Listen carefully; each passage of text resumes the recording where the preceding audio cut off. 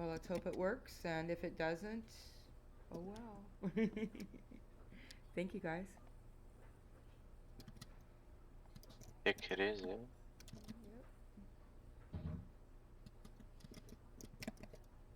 Can been on a lot of community calls here. Can you guys remind me, like, how long should I kind of like describe Bloom, and how long do we want to just dialogue? With this call, we're usually really informal. No like strong time limits. It's just a hangout for us. So as long as you like, as short as you like. Yeah, maybe shoot for 20 minutes presentation plus 20 minutes Q&A. That would be good. And then that leaves me maybe 15 minutes at the end that if people want to stay, we can go over with the tour that I'm setting up for onboarding. Okay. All right. Let's see. I'll share my screen because that's probably helpful. Oh, oops. Hi, that's me. Hello. Hello. Hi. Hello. Hello.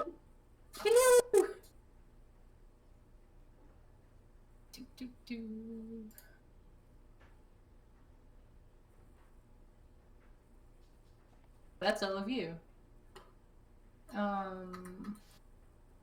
Yeah, so let's see. I am Magenta. I am the I don't know. I'm like one of the co-moms of Bloom Network, I guess. Let me show you our website real quick. I also work with Dorg. I'm a project manager and organizational development consultant.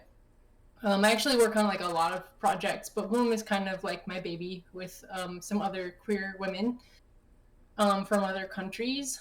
And yeah, so we just started, like, I was a community organizer in San Francisco. I got kind of pulled into the former parent company of Bloom, like, which formed local chapters, and all of the local chapters, like, seceded from that company to form Bloom Network, a peer-to-peer led network of local chapters. And so we're kind of doing, as far as I understand, like, we're more, like, on the ground first, doing local events, actions, networking together, different people who are doing, like, permaculture and cooperative economics, and teaching people how to use crypto for the first time and do, like, online protection. Also stuff like transformative justice.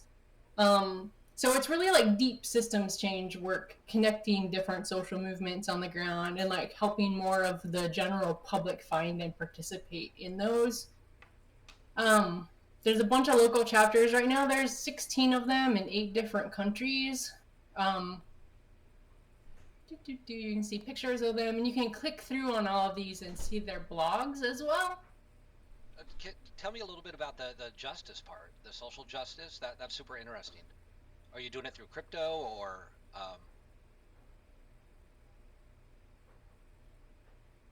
So, let's see. Not really through crypto yet, but I think that we will eventually do that. So more so, we kind of teach people what's called transformative justice. It's like a facilitation format.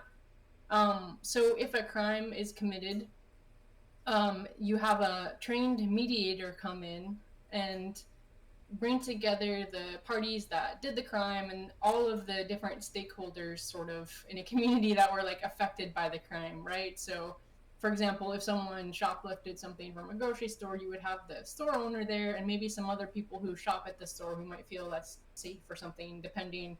Like one of the anecdotes in the like literature about it is like, I think someone actually has like started a small fire in a grocery store or something, like something really odd. And but it tends to like result in people getting what they actually need from the situation instead of like spending a shit ton of money to put them in jail and like ruin their lives and not fix the original problem. So like in this case, for example, the store owner offered to pay for the kid's college so that he would get an education and be able to, you know, do whatever he wanted for a job. And I forget what else it funded, but it tends to like actually restore relationships in a community.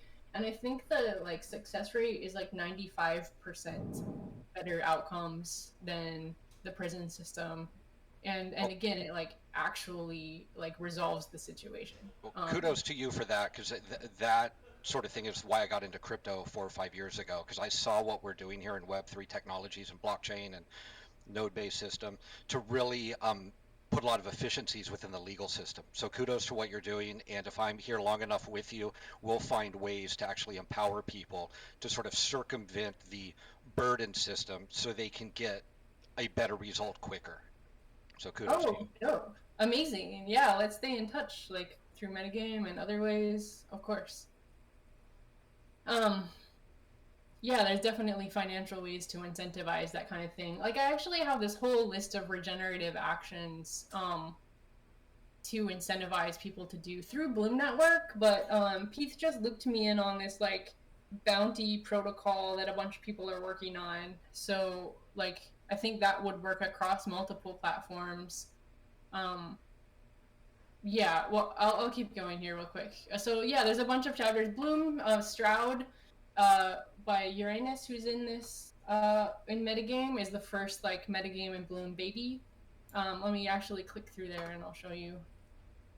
So they just did they planted a whole bunch of oak trees recently. I think one of their goals is to make a wildlife bridge somewhere in Stroud. So that was really cool to see. Just a couple of things like where we're going infrastructure wise and how we want to plug into Web3. Oh yeah, so sorry, I'll step back 1 second. Some of the stuff the local chapters do, most commonly they do like local food sovereignty.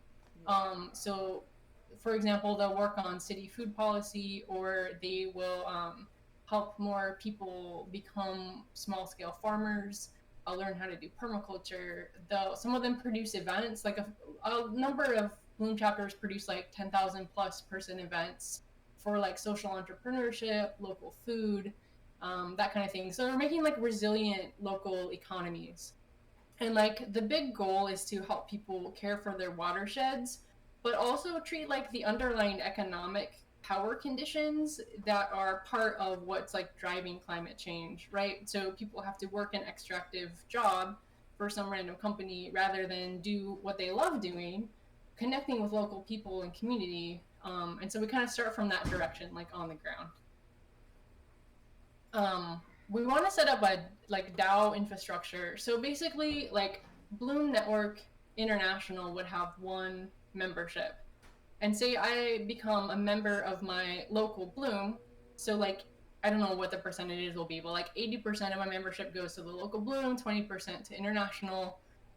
And then that local Bloom has autonomy to decide how they distribute that, whether they put that into producing events, whether there's a project going on in their community that they want to support. And then they're kind of responsible, everyone's responsible for forming their own legal entity just to like reduce liability on the whole thing. And yeah, so over time as people, so yeah, I think a DAO, kind of a federated DAO infrastructure will allow us to share capacity for like marketing, because a lot of these initiatives, they're like circulating in these tiny subculture niches, and so the way they communicate is often like this very narrow political bandwidth or aesthetic bandwidth, but there's like much more people than that who need these kinds of tools. Yeah, and it'll be more valuable than just that part, because it'll also help manage the treasury with absolute certainty, so people's money isn't getting wasted. So that's the thing that Web3 is going to do by assigning your grants and sponsorships into some sort of like multi-sig or some sort of DAO managed treasury, and then based on the governance and the voting, it gets released to these parties that will have no idea what the hell crypto is, but at least it's doing good work out there in the world. And that's the most important part of the DAOs, is to get that upper section of funding down into the right places in a transparent way where people are like, oh, I totally get it. Here's $5,000 because I can see how the voting works and how it flows. So you're definitely onto something great.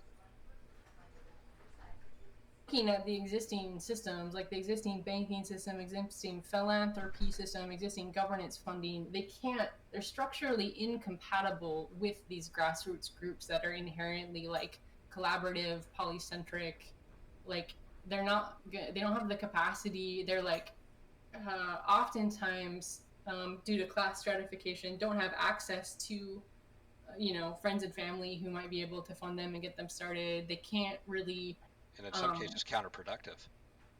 Yeah, exactly. Yeah, like forming an executive committee and like appealing to rich white people to give them money is like why? It's the whole system is so inefficient and like doesn't really address it, like further pushes down these grassroots groups actually. So I think Web3 has this like tremendous potential to route around that problem, and then we can use like back-end data structures, which I'll get into a second, because this is where I think Metagame and Bloom can really collaborate, where we can plug into those like giant buckets of like old money and then redistribute them into these more grassroots initiatives. Yeah, so we want to plug in with MyMeta. I know you guys are still working on getting that done. I'm not sure where IDX.xyz is at right now. But yeah, we would love to like share a profile system with you guys through this basically. We might have a couple custom fields or something, but it would be cool to have like cross-network visibility on skills, on like things that people have in surplus or not enough of, and also project profiles, so that again we can use IPFS or whatever databases so that funders can easily type in like, I'm looking for groups in this location that do whatever impact area they're interested in, right? So there's that side of things. And then the other way we want to use crypto is I want to set up, I think I can do this in a pretty light touch way, but basically like a running impact dashboard. So like on our homepage, instead of this static image, you would see a running kind of dashboard of like, hey, these 300 people in Krakow, Poland just planted a food forest. It took them 3 days. On average, people participated like 6 hours a day. We're going to distribute them a bunch of tokens from whatever community. It doesn't have to be specifically Bloom token. I haven't worked out the tokenomics yet of the whole thing. I've been doing some work here. I mean, there's like big map of all these, like what people in our network have to offer each other. And everyone has like an undersupply of fiat currency, but they have an abundance of like skills and tools and resources. And so if we're able to find a way for them to like swap them with each other, even if that's like 3-way swaps, and a way to like financially through some kind of token system or connecting token with fiat or both, incentivize these regenerative actions to happen. Yeah, and I think so the dashboard would be like a readout of that. So then if people Would the beneficiaries of that, those tokenomics, that chart you just showed me, do all of them have browser access and reliable computer access, or the beneficiaries a level below that they're just out there doing the good work, but they're not even computer literate? Tricky things with Bloom. Ideally, we like train people and have local meetups to help onboard people to Web3 with just very, very basic, even could be done through a smartphone. I think Simone Pop has done that with bounties just through a smartphone app before, or sorry, like flip phone, just through SMS. So that somehow people could have a wallet access point, so that even if there's one person in their community that reports on like a collective event that happened, there's some kind of pathway to automatically distribute or flow a token distribution, or representation of action done into those people, so that there is a okay, so we're targeting kind of like town elder or something, or whoever the kid is in this area that's computer literate, and he kind of rallies the troops that say, hey, look, it's working, this is real value for our community, but I'm the guy that's running the Web3 address, and they're going to be like, well, what the hell is that? But still, it's a reliable endpoint. Yeah, and that's challenges with Bloom is like a lot of people are very sort of not like they don't want to spend time online. Like they want to spend time meeting their neighbors. They're kind of over it with Facebook and like forums. They just want to like make stuff happen. They're like, the climate's fucked. Like and our like community's a mess. Let's get out. Let's plant some sunflowers to take the lead out of soil in this lot that people want to plant food in. Let's yeah, you get the picture. So that's pretty much like the overview. Like a couple of touch points I really want to collaborate with Metagame on are, again, the profile system. Um, yeah, I could definitely like really use help from someone in Metagame if anyone is into DAOs and token modeling. I've been working with Shebnem from the token engineering community some. Um, but I'm kind of the only one in our network who's like deep into DAOs and crypto, and I'm kind of responsible for the financial architecture of the thing. But I could like, I don't know if anyone in Metagame wants to help me with that. I don't know if it's possible to like use seeds from Metagame for that person and like have Bloom Network almost be like one of the octopus tentacles of Metagame. Like we're really, really open to yeah, federating, collaborating, however like that can best look. Like I see our ultimate missions as like very overlapping. Pete and I have actually talked a little bit about Bloom Network's member kind of area of our website kind of looking like Metagame so that people can easily transition between knowledge bases and other kinds of That's a great idea. Yeah. Yeah, so I'll stop there. Like, yeah, on our website, it's mostly functional as a media website to either like represent these actions happening. We have a really good knowledge base of like primers on like local production, um, different kinds of future economy models, not necessarily crypto, but like solidarity economy, cooperative economies, that kind of stuff. Yeah, I'll stop there. Hello.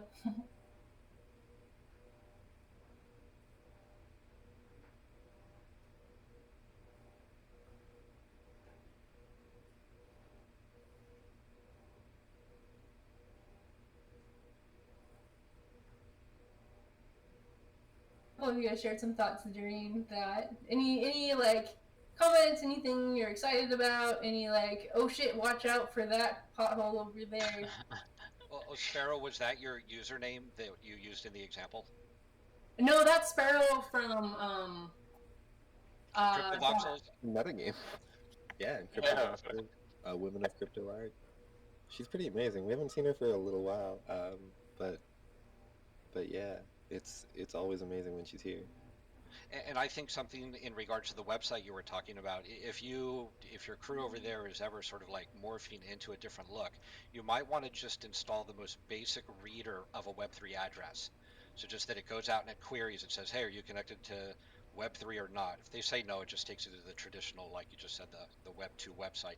But if it goes up to the Web3 one, at least it'll query a Web3 address, which we know is the starting point into Web3 basically, is something for a browser to go look out and go, oh, I can pull some information. And even if it's just these tokens that their community has, they're like, oh, anybody can pull it up from a browser, and our community that's doing good work has 10,000 of these tokens, and they've got some sort of liquidity value. That's a really good starting point from my perspective to start to get more people onboarded, which is the most simple of interfaces, which is that address.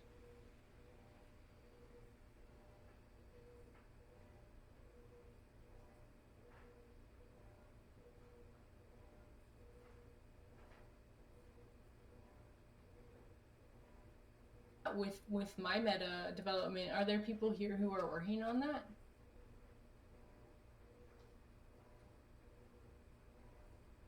Well, I guess, I mean, I do. I plug them into my websites, so I assume it's kind of the work that each one of these DAOs kind of touches, like Raid Guild. They're trying to come up with a Web3 template. You know, LexDAO, we have one, I have one. So that there's the plugins that are just in JavaScript that you just put in your React websites. So it's pretty simple, but it does take some technical chops to at least plug that in to the right spot of your website. But yeah, I mean, I would share one with you, or we would talk sometime about, I don't know, web design or something, or get your designer or your web person on the phone, and I just show them where the code's at, and we'll just cut and paste it, and it'll query MetaMask at the very minimum.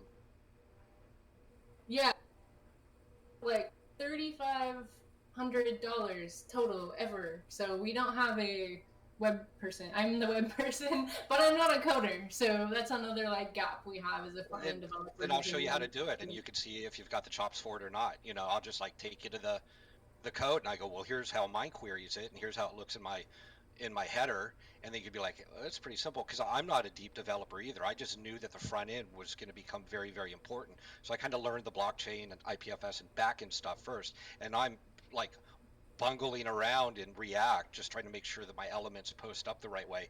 But I did find good code that I could fully understand that allows me to go query my Web3 addresses, check for NFTs, get the return results in my screen. I'm like going, look, there it is. Now I just have to like iterate off of that, but I haven't even messed around in the last year on it because I got what I need. I know how to query information.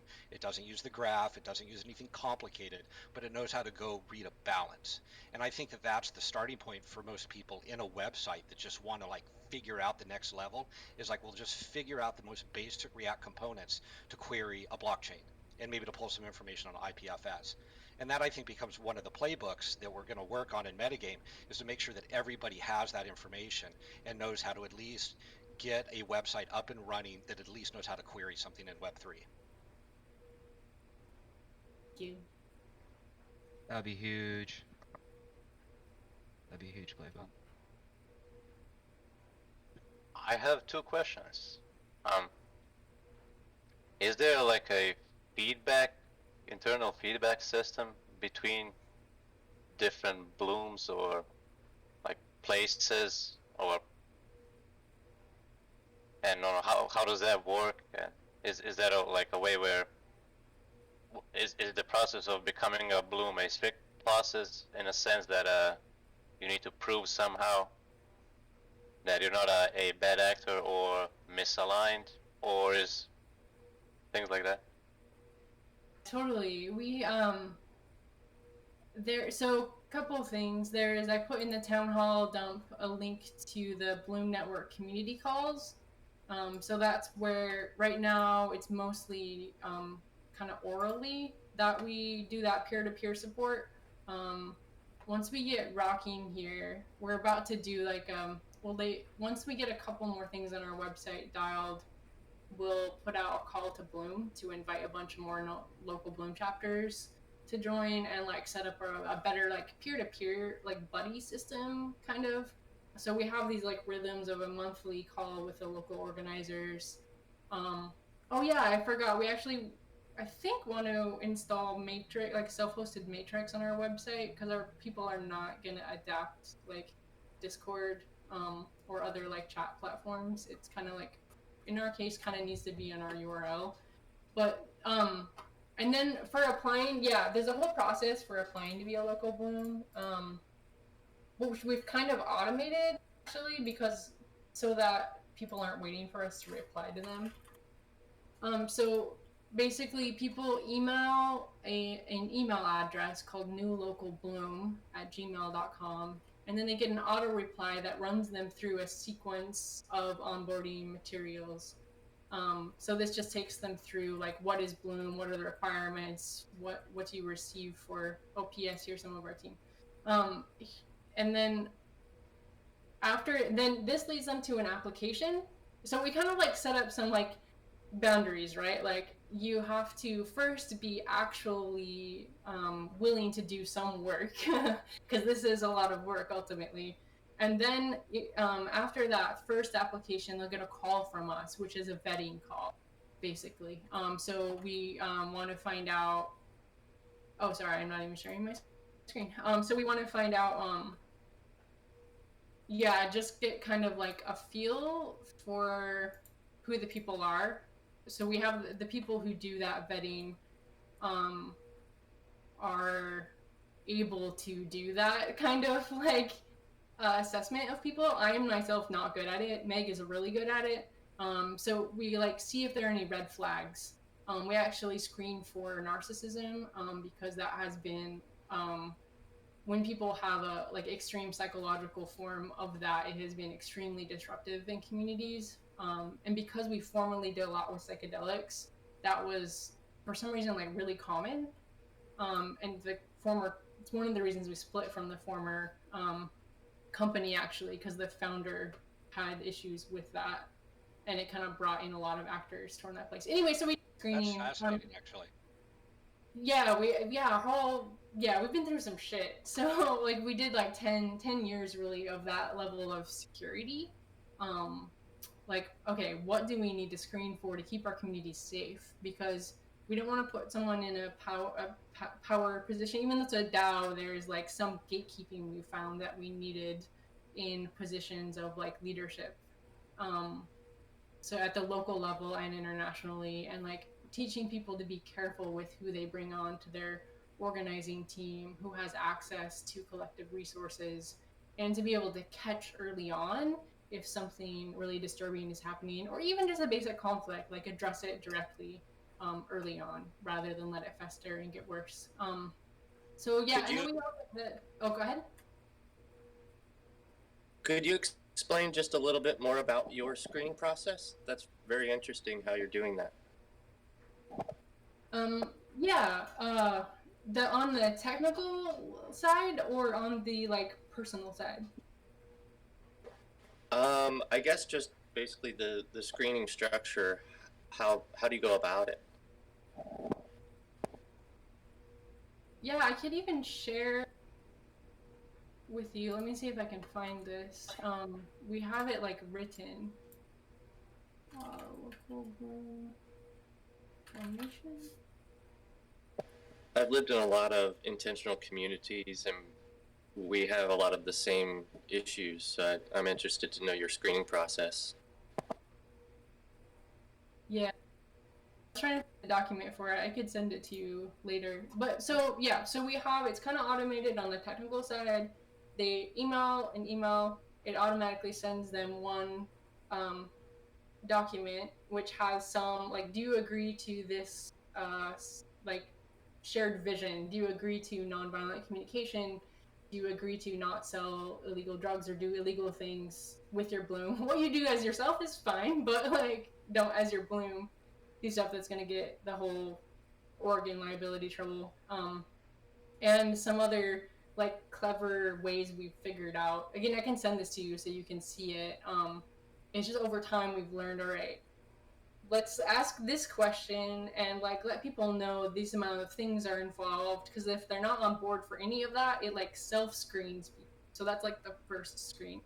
Then they do a form, fill out some information about themselves, including like what their organizer background is or their background for whatever role, which we found actually in Dorg we need as well to screen, like technically screen people. You need like some background, like is this person capable of doing the role or position or level of responsibility they're going to have. So that form, intaking info, kind of covers that.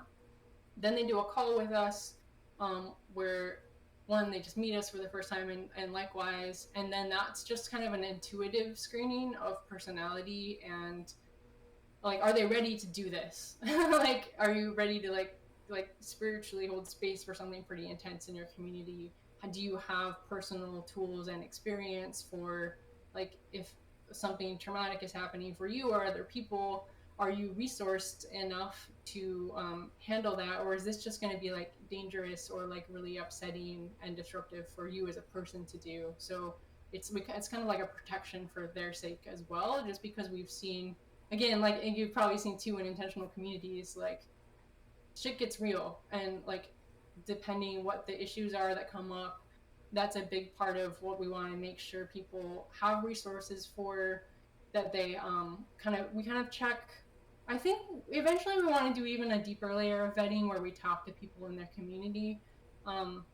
But yeah, we want to check we don't want them to like be starting this alone, because it's just going to be really hard and disappointing for them and probably not get off the ground. So yeah, and then we like get to know them, and then there's a second forum where they kind of pick a project to focus on so that they have a place to gain traction and form a team again, and that's to help them form a team and land on the ground instead of spinning their wheels and it's like kind of the energy being dispersed. I don't know how to explain, but that's like tends to be helpful. And then I think yeah, if all of that goes through, if there's any red flags, we talk about that. The community team that kind of stewards this vetting process if there's a red flag, we'll talk to each other about that and be like, hey, I think this person has a history of kind of activism tendencies that are known red flags to us. I don't think we should accept them. Or, hey, this person's amazing and they're probably going to need support in this area.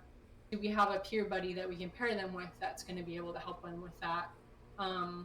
And yeah, then we kind of give them the go ahead, send them the brand materials, and we want to have like a yearly kind of renewal of contract. Basically, they have to sign a use of name contract, and it has some ongoing vetting. So if they violate that, and or like once a year, there's a clear point to either party to terminate that contract, just so there's a rhythm and a place to like, all right, if this isn't going well, we can part ways. It saves on drama. To me, it sounds like there's a lot of great overlap of what the metagame is trying to pull off as far as bringing on members, bringing on patrons, providing value. We have the thing called the purge. It sounds like you guys have done so much of that work already. What does the group here think about, like, we have this DAO program or this DAO sort of cooperation program? What would be the next step really to allow Bloom, of course, to stay autonomous because that's what they do, but have this sort of synergistic relationship where everything that she just told us, which is super valuable in an HR sense, that we can start to fold that in where everybody's benefiting from it? Like, what's those next steps actually?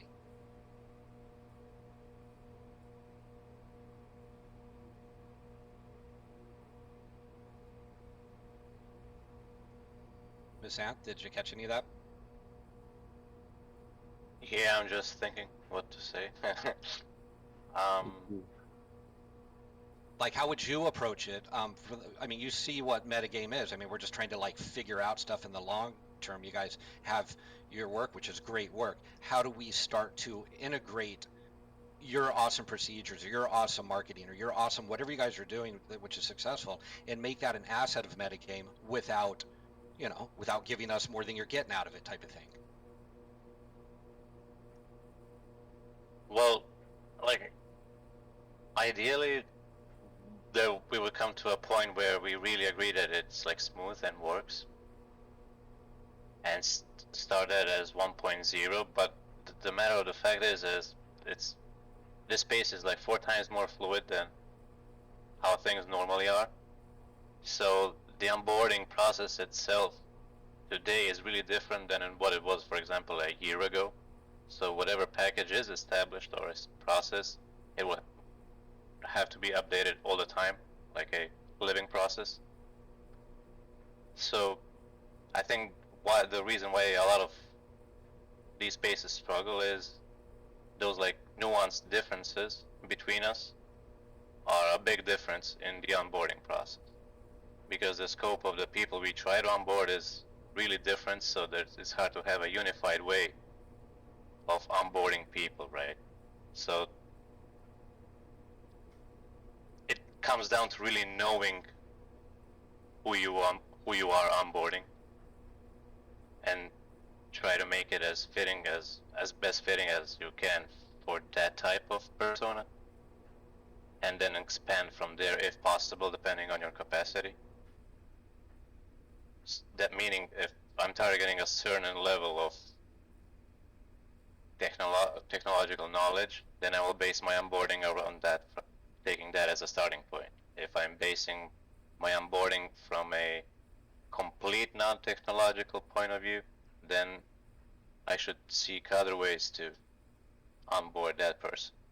Because if I put the same onboarding process for the person that, for example, has never done anything besides open an email in the 90s, to a 21-year-old aspirant that is completely into the technology today and like just storms through things, maybe it needs to be readjusted, right? If we want to serve both types of people, right? It comes down to like that service point. So if I'm targeting the first group, then I guess I will form my onboarding. I see. Model my onboarding. So it's really got to come from Bloom's perspective. Bloom's got to figure out what the metagame is and figure out how Bloom can sort of interject into there and say, hey, we see that this is a fit, but they're going to have to figure that out.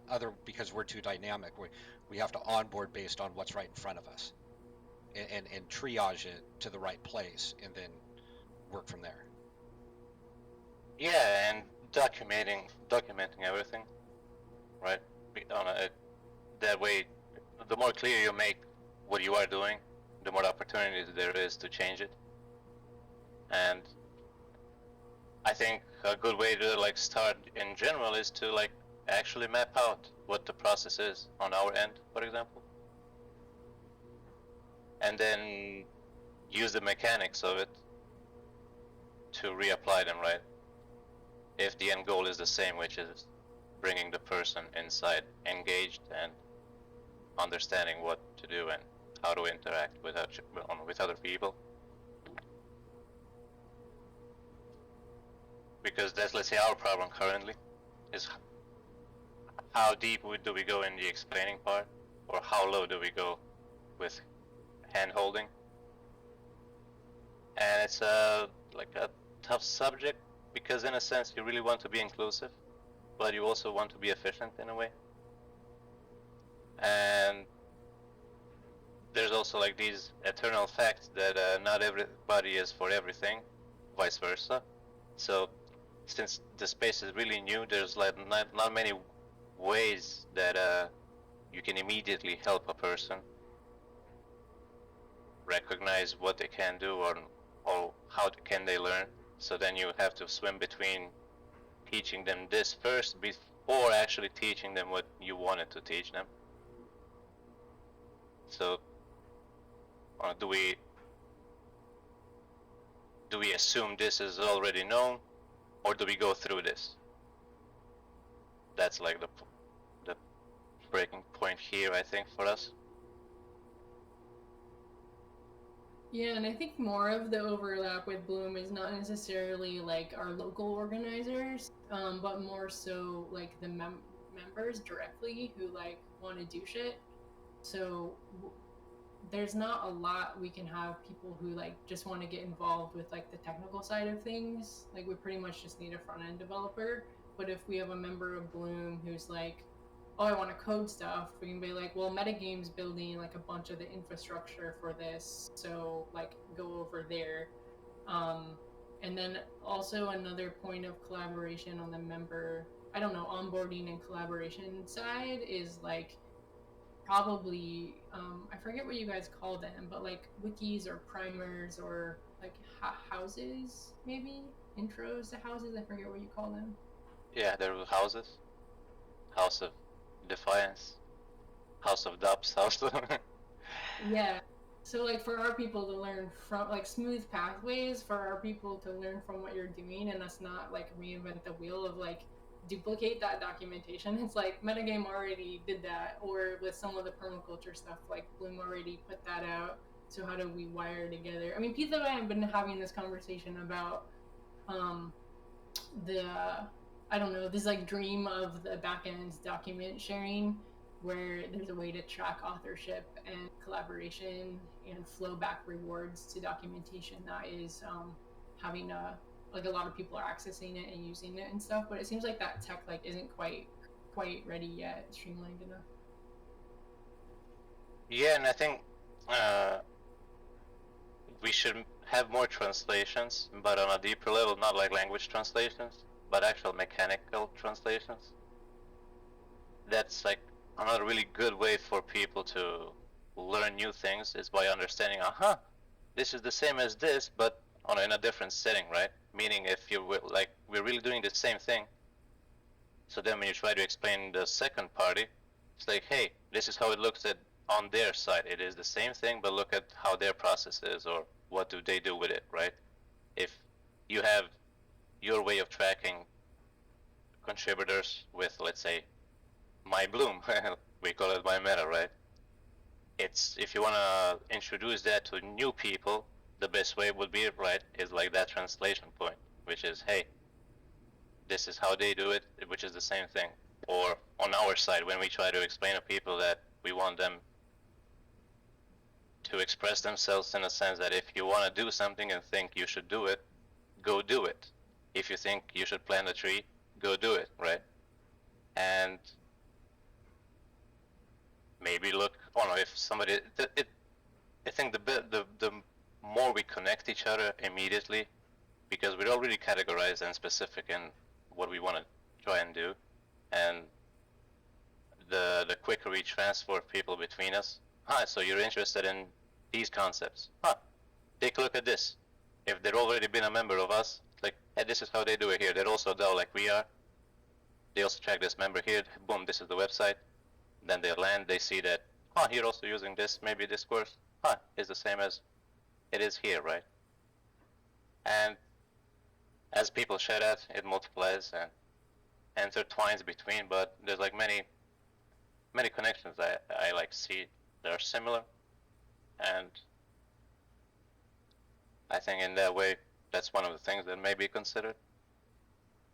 Right on, how do you organize this, or how do you redirect people in the right direction, right? If they are maybe not suitable for this sort of position they're in. Let's say if somebody wants to have a stable job, Metagame, for example, cannot offer that. But we may or may not know some other space in crypto that can offer that. So then we just send them to their place, right? And that's, I think, the strongest point that is currently happening in crypto, is this connectivity that we really need to utilize. Yeah, and I think this is maybe even a good segue if you guys want to take a look at the tour that I've set up that actually splits people out like right away. It's like patron, player, here's the player route. If you become a player, here's the innkeepers, and this is how they're gonna, oversee you. So if you guys want to take a look at that, would this be the right time?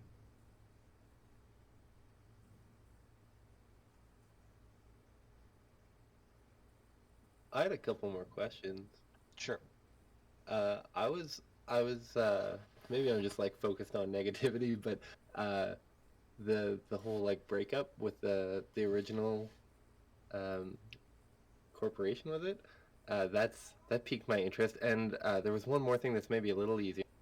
$3,500 ever? I heard those words. Yeah, and part of that is because of the problems with the parent company. The reason it's been hard for us to find grant money, we're actually considering switching to be an LLC, or looking for what legal entity is appropriate to us really running our governance as an international cooperative, as a DAO. So I'm like about to email a lawyer who is willing to talk to me about that. But because Bloom Network is like systems oriented and is multi-issue, most grants are available for single issue things. Most philanthropists want to have control of and visibility on what the impacts are. Just the way that system is set up is like, you can apply for a grant for permaculture or local food. You can apply for a grant for a justice-related thing. But there are really only 2 foundations in the world that fund systems change, and we're not big enough yet and don't fit their kind of narrow bandwidth political profile. I think that's the other big reason it's hard for us to get grants. Like, we are I'm not supposed to say this out loud, but like we're anarchists, right? And we're here to help people collaborate across political divides. But most grants and most foundations are like, they're progressive, or they are far left, or they're far right. And we just like culturally don't fit any of them. So we're really at the point where we're like, the money for us, the people who have wealth or some extra capital, like maybe to contribute as like a member of Bloom, like those people aren't playing the old world finance system. They're playing these really new games. They're making the infrastructure for these new financial structures. So we're just looking at how to change our like legal structure to accept those kinds of things. We might just straight up go for investment as like a really innovative media company run by women of queer women, because there's like a lot of funds spinning up for that. So that's just why it's been hard. We also got like one $8,000 grant, and then in 2016 we had a $13,000 grant, which is like silly. Like we should be operating with like a $10 million a year budget. So yeah, that's where that's gone. And the reason it was hard to ask for money in the beginning is our founder was like raping people at local events. I mean, it's like on the spectrum of he would like they would be high on MDMA or K or whatever, alphabetamine, and he'd like pressure people into sex. But like, it was a really loud like accusation. The guy's name is Daniel Pinchbeck. If you want to look it up online, you can like find all the info. But whenever I would mention that, and then like that company hired a new CEO who was like spiritual capitalist to the nth, and just used our whole email list to email people like new age schlock stuff like plastic lunch boxes and leggings with chakras on them. It was like way out of context of what we had collected email addresses for. So anytime we would bring up the name of that company or the founder, people would just look at us side eye. And like that was part of like the hardest part, was like I couldn't ask for money because it took us a few years to actually decide to separate. We were trying to work it out internally, so no one was going to give us money. It was like notorious bad boys, like stereotypical corporate problems actually, but in our community it was like really bad, instead of communities where they're like, well, that's just how it is in this industry, like marketing or like the film scandals that came out and stuff, film industry scandals. So yeah, that's where that was all at. So we were having to process internally this really deep trauma of like violation in our community, right? And we did it like very transpersonally. So we're not only facing this within our like community, but within our local communities, within our states, within our countries. These are the same dynamics of like problems of patriarchy. Not blaming any of you wonderful men people here, but like the things that people talk about in social media, and these like we're kind of like older cultural problems that we're, I think, growing through and out of and like integrating in healthier ways. But that yeah, we kind of like really deeply chewed through those dynamics and through like power dynamics and trauma and like narcissistic people in power. Like our systems breed sociopaths. Like that is the game. That is game A, the old game. So yeah, sorry, that was a long-winded answer to your question. But yeah. That was awesome. That was way more informative than I was hoping for.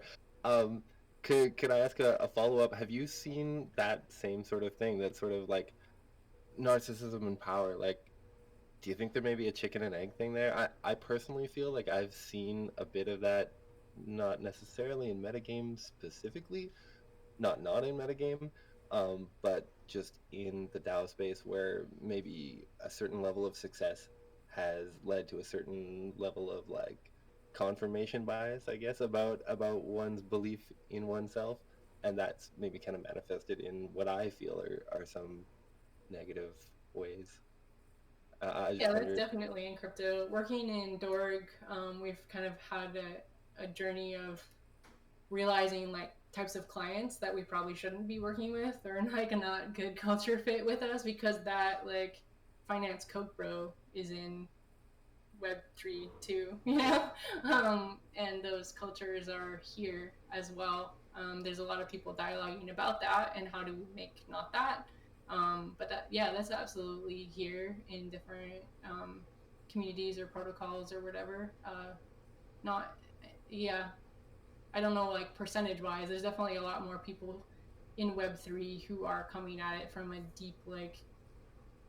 deeper perspective, I guess. I don't know what the word is, but yeah, I agree. It's like a chicken and egg thing too. It's been interesting. I've recently gone from having like no money whatsoever to like a decent first world like income, and just watching, it's really easy to forget, like once you're at like certain levels, as you go up the world there, it's easy to not dissociate, but like you want to forget what it's like to like be like impoverished and dealing with trauma left and right, and it's you're like, oh, thank God I'm out of that, right? So I've seen that happen with wealthy people when I've been working in the philanthropy world. So that, and I've definitely seen money turn people into that because it's like easy, right? It's like culturally, it's part of that ingrained like cultural systems. But yeah, I definitely find way more Web3. Like in general, the trend is like a lot better here, which is why I'm here. I love it. It's like so beautiful what people are creating and why, and that like deep why that is like shared. It's like I found my tribe here, kind of. I feel like, I don't know. Thank you for that.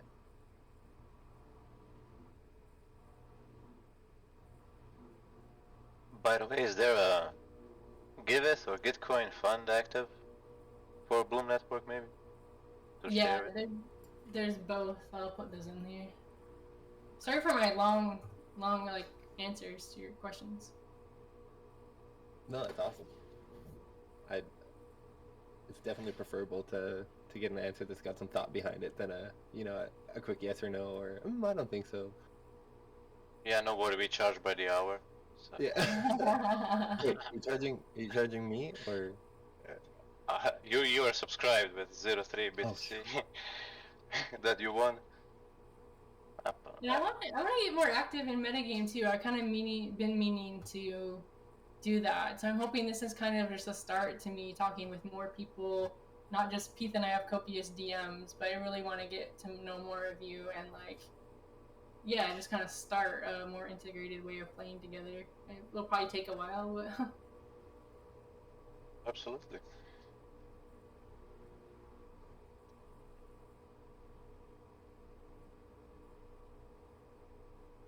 Bitcoin, give us.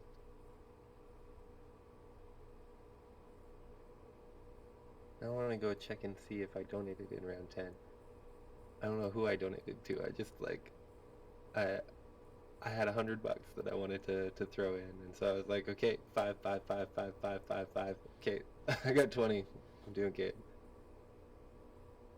I'll have to go double check. You should do it each as a separate. The misanth way. Why pay gas once when you can pay gas 20 times? And forget to take the 5%. Yeah. wait, can I join the MyMeta raid, or is that in hardcore, like, just developer mode right now? I may be wrong, but I'd say it's in like developer mode in terms of building, but in terms of like issues and suggestions and like recently we've been like in need of a lot of feedback because we've been implementing some filters on the website, so you can like filter by the role. So if I want to see only metagames artists, I will filter them immediately on the website from the leaderboard and see who's the top artist, maybe, or something like that. But in that point, yeah. But currently, like the coding part is like, I'm guessing they try to go strong to finish it, brush it up, and make it like functional. So yeah.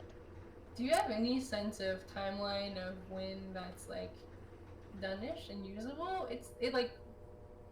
You guys are using it now, right? Yes, and it's a little bit frozen because the winter was cold, so it's not really moving now. But yeah, I guess we're not migrating some like our databases. I guess we were on Treebox, so now we're like trying to migrate to Ceramic, if I understand things correctly. So if I'm to guess, that's the first thing we need to finish, and we'll solve, I guess, those syncing problems we have. They're, I guess, heavy on the general memory and everything. But to say,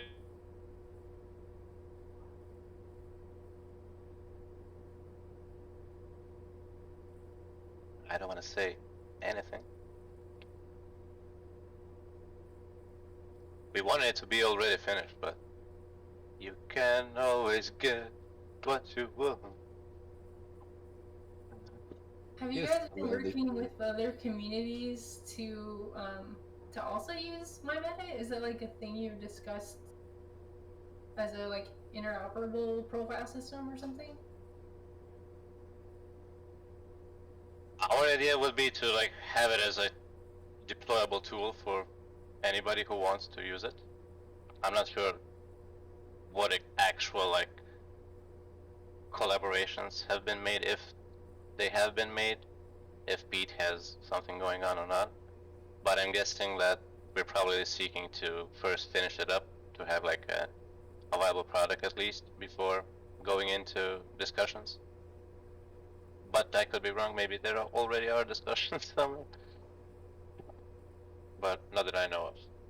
But I think the general idea would be, yeah, have that as a product, right? You fork it and you use it, and you say thank you, Metagame. But yeah, ideally.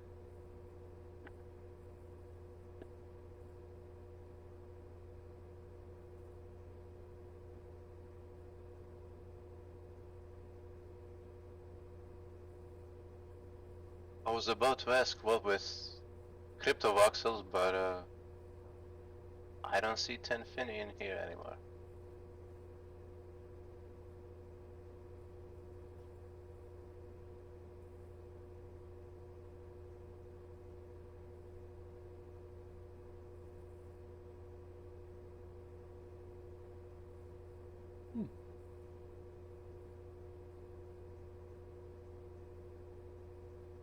I really like how Bloom feels to connect really organically with Giveth It too. was time limited. Yeah, there's a local Bloom chapter, Costa Rica. Bloom Diamante Bridge Collective is like their communications team, and one of our co-founders and Wisdom Council members, Danielle Ganetti, is like a Bloom founder. She's their like governance person right now at Giveth. Yeah, for sure.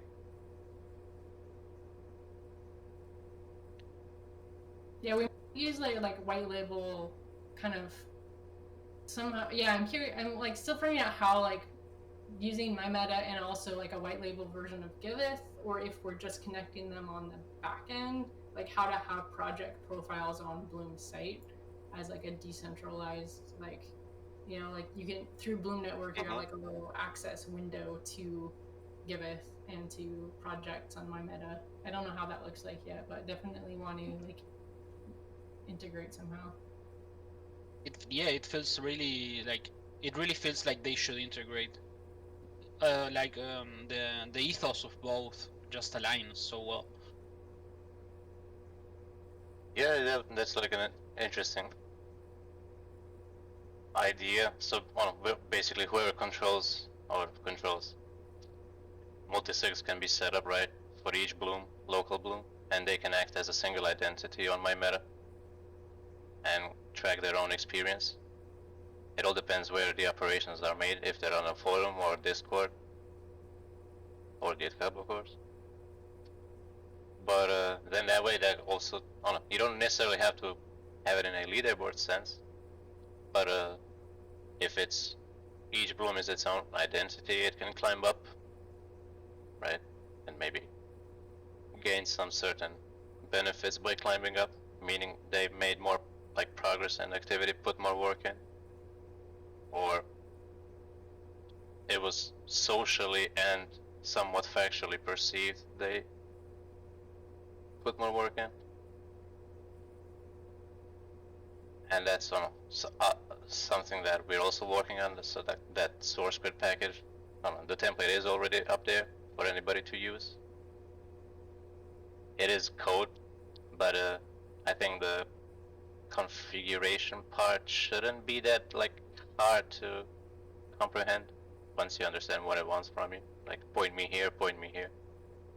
You don't have to build the code out. But I don't know, a combination of all of these tools, if we can like manage to get them all in a packaged way, right? Brush it up to be like MVP. That would be a nice thing. You get your community, you get source grid spin up, you can match that. And introduce further tokenomics if the need is there.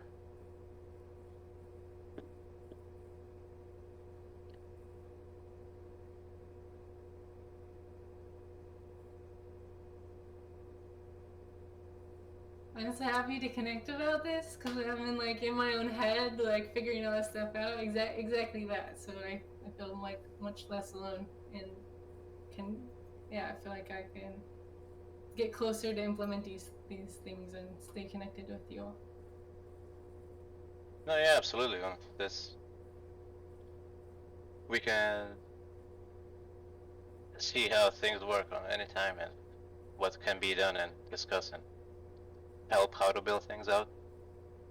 That's our purpose, from what I understand, as well. And the easier we make it for the average person to use it, the better. And the sooner we move on to making other things that are easier for the average person. So I think there's a lot of people who are also interested, and if not maybe directly with that like concept, but with the underlying mission, certainly. And yeah, I think we could talk anytime. Things are pretty chill around here. Not many things are like official, but at the same time there's a lot of like these random calls we have. But a simple spark of conversation somewhere in Discord is usually enough. That leads on one thing to another.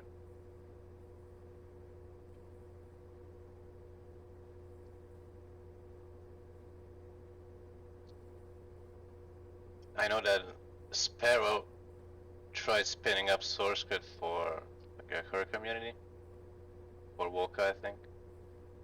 I'm not sure how they're doing now, but it allows for some customization, right?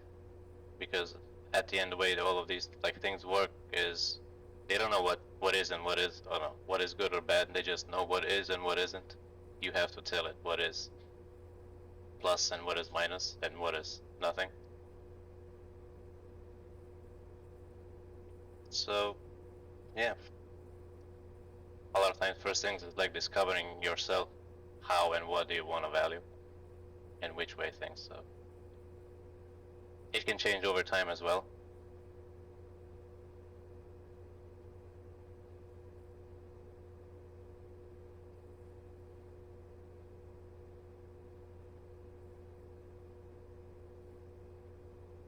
But yeah, cool things. It's just important that we remind ourselves to do cool things, not to talk about cool things.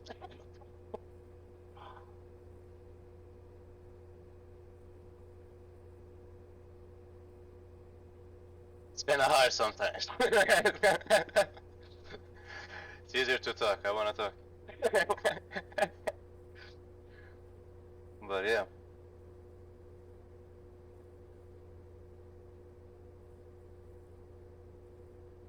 I can't amazing you guys do at building community and like coordinate. I mean, I know you just mentioned like coordination is hard, but like the momentum you guys have and like the ongoing coherence and depth of participation is like really fucking inspiring for a community.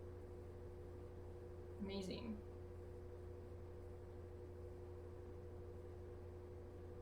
Well, that's nice to hear. Thanks, I guess.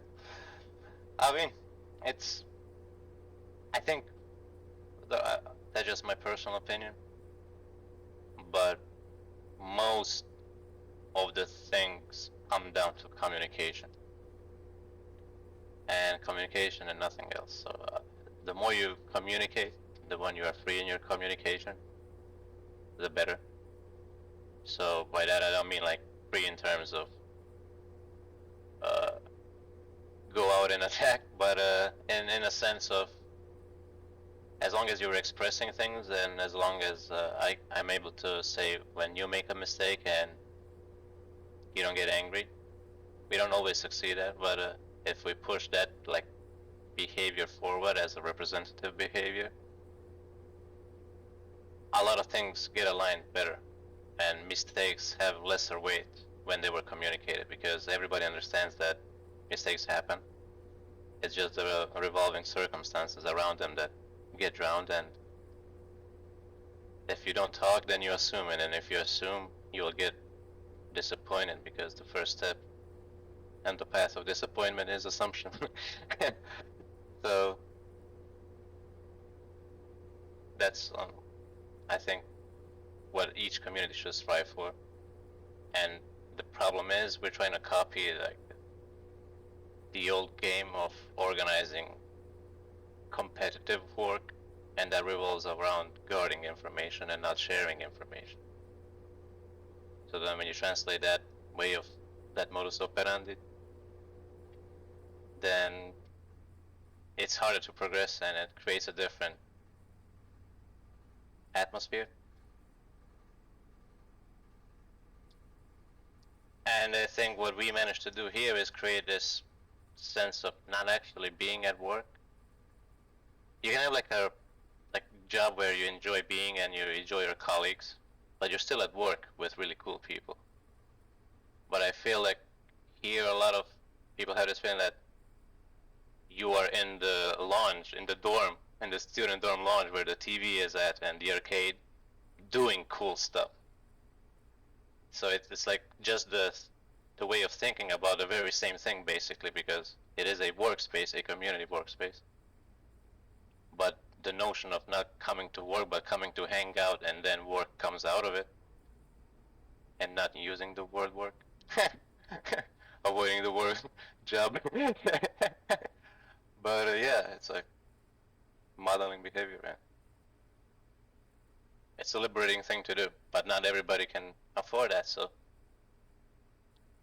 And not everybody can do everything. That's another thing to accept. Well, it's everything has its purpose, I guess, so you cannot be everything all the time and help everybody and everything.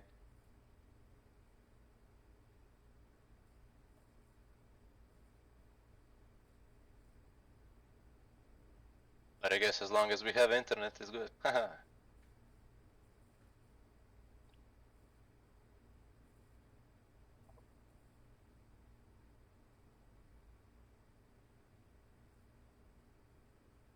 Talk too much. I'm gonna pull up my mic now. Don't miss us. Don't leave us.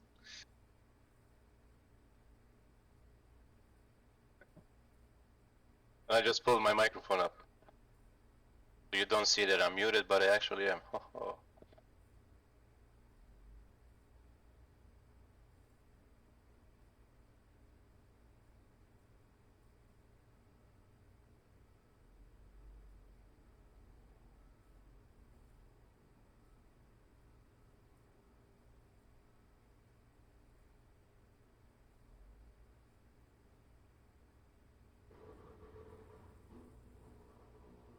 We also learn to enjoy awkward silence here daily.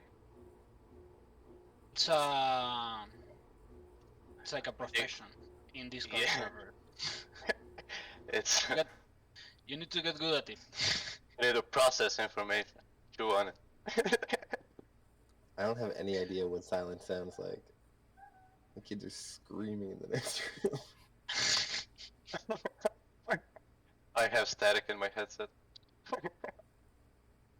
Either way, you're never lonely.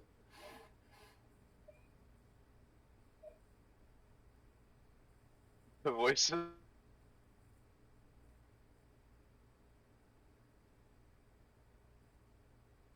They're always there. But yeah, cool stuff.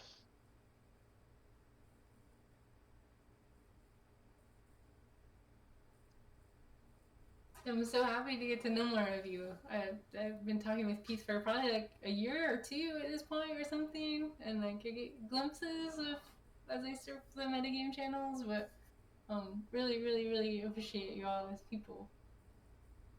What rad people. Thanks.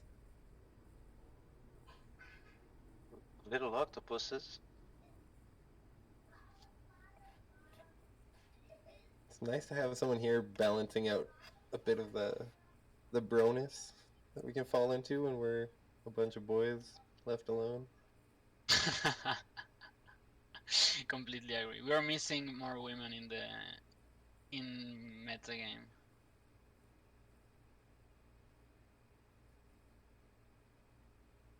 Metagame more.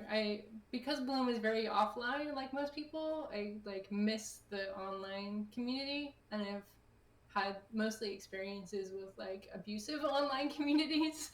So like this is watching you guys work through that when conflict comes up is like super rad. But yeah, instead of being grumpy about like Bloom Network's online community not being poppin', just I should come play over here. It's like similar.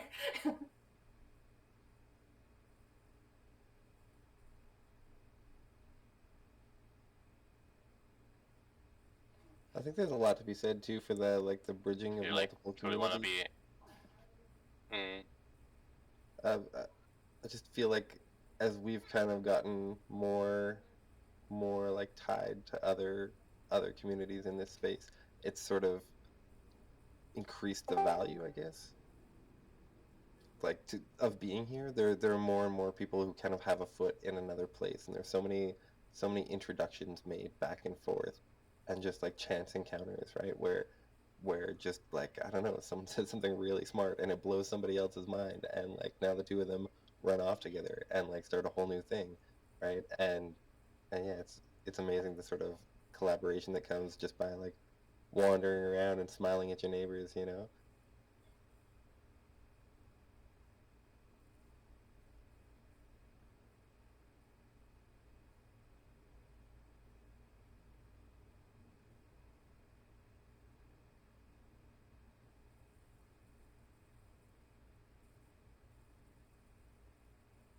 Hey, Jer. You're looking like a Unabomber today. Have you cut out? Where are your shades at? Don't cross me today. Uh-oh. You don't know where I live, do you? I won't dox you on the public call. Uh-oh. But what's it called? I'm not checking my mail. Brantford, Ontario, Canada. Same place as Wayne Gretzky was. It's only 3 provinces out. Yeah. 35-hour drive. Pretty close. A little man named Walter Gretzky flooded his backyard. The rest was history. That's true. Later, he developed Alzheimer's. Like in a lab? Bloom is about psychedelics. That was a cruel thing to do. Huh? What? He should not have developed Alzheimer's. They should have left that one, like, as theory, not practice. Why would you do that, Walter? Bloom is about psychedelics. Really? Well, it used to be. I think that's how we found each other back in the Evolver days. Was like people having those kind of trips, or just from like the political situation, and kind of like popping out of our cultural conditioning, and like, oh shit, society could actually be this way. Like, let's why don't we do that? But we kind of like backgrounded the psychedelic piece. It's still there, but it kind of got in the way of us doing. Like being able to collaborate with like conservative people in neighborhoods, and it kind of brought some like community risks with like really unintegrated people showing up and like taking leadership roles and stuff. So we kind of like toned it down a lot, and also like connected it more to Indigenous solidarity and just like a more practical take on it rather than the like balls to the wall aliens and stuff that was like the initial wave of our predecessor company, but it's still there. Yeah, I only caught a little bit of what you were saying earlier, as I had to bounce. But yeah, yeah, it's interesting how many real things, or more tangible, physical things happen out of like collective trips between people that end up becoming something. Yeah. Guys, I'm gonna jump off for today. It's been a wonderful day as always. So see you later, and hope to catch you back soon. See you. Take it easy.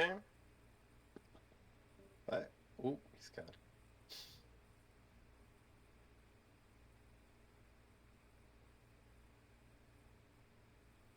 Yeah, Bloom is basically like community activism on the ground. It's like metagame, except like on the ground first, and we're like slowly starting to connect with the online connectivity.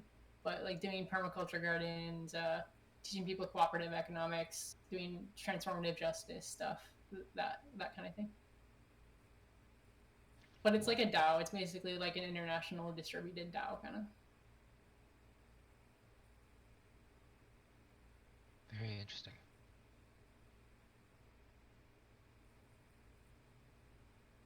Very, very interesting.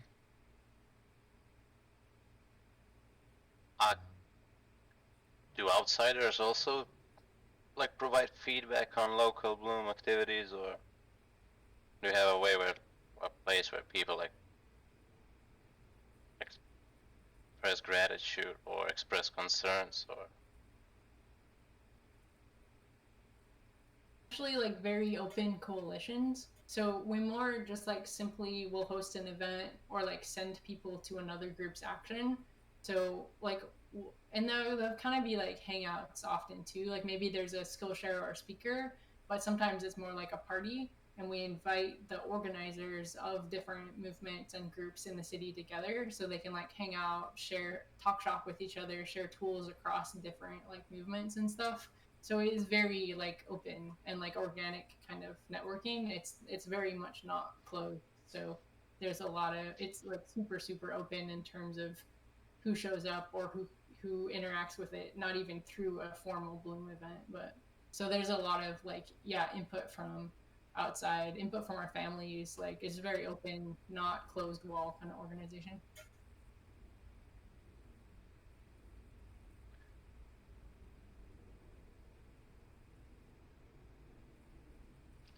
But yeah, it's kind of like oral communication, sort of like. How far have you expanded beyond like English and maybe Spanish? But if the idea is global, are there like any language monitoring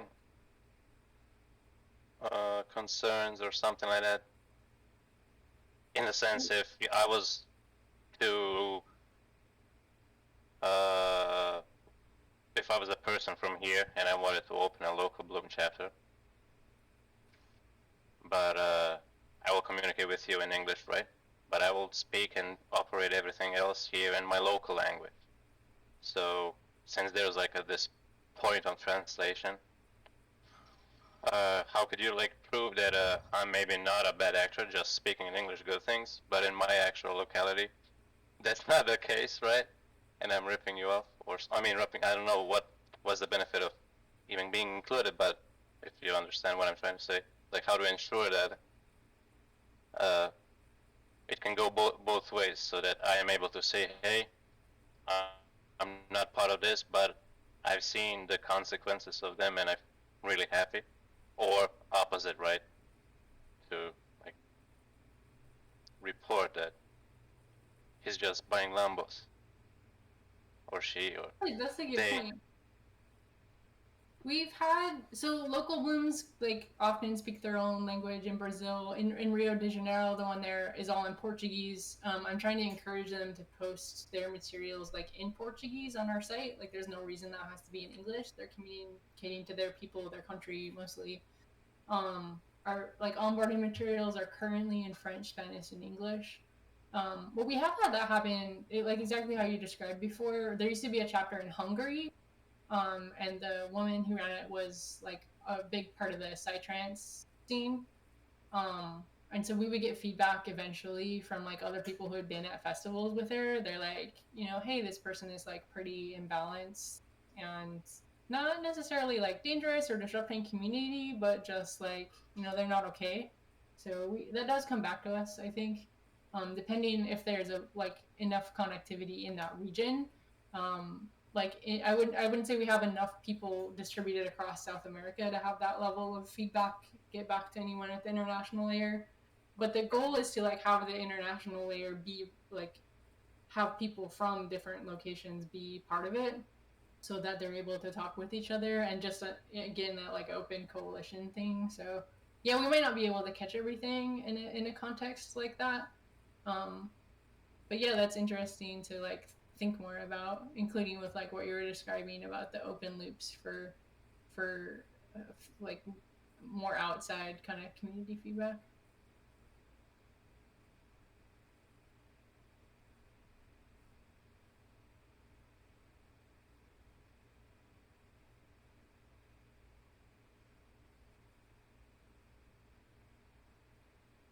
Yeah, I mean, I jumped to the skeptical part immediately, but I think, yeah, with expansion, like, those things happen, right? So Yeah. it's always good to have like channels where that can be communicated as well. Because in reality, it's like, it all comes down to trust at the end. Nothing is certain. And also there's the factor of time.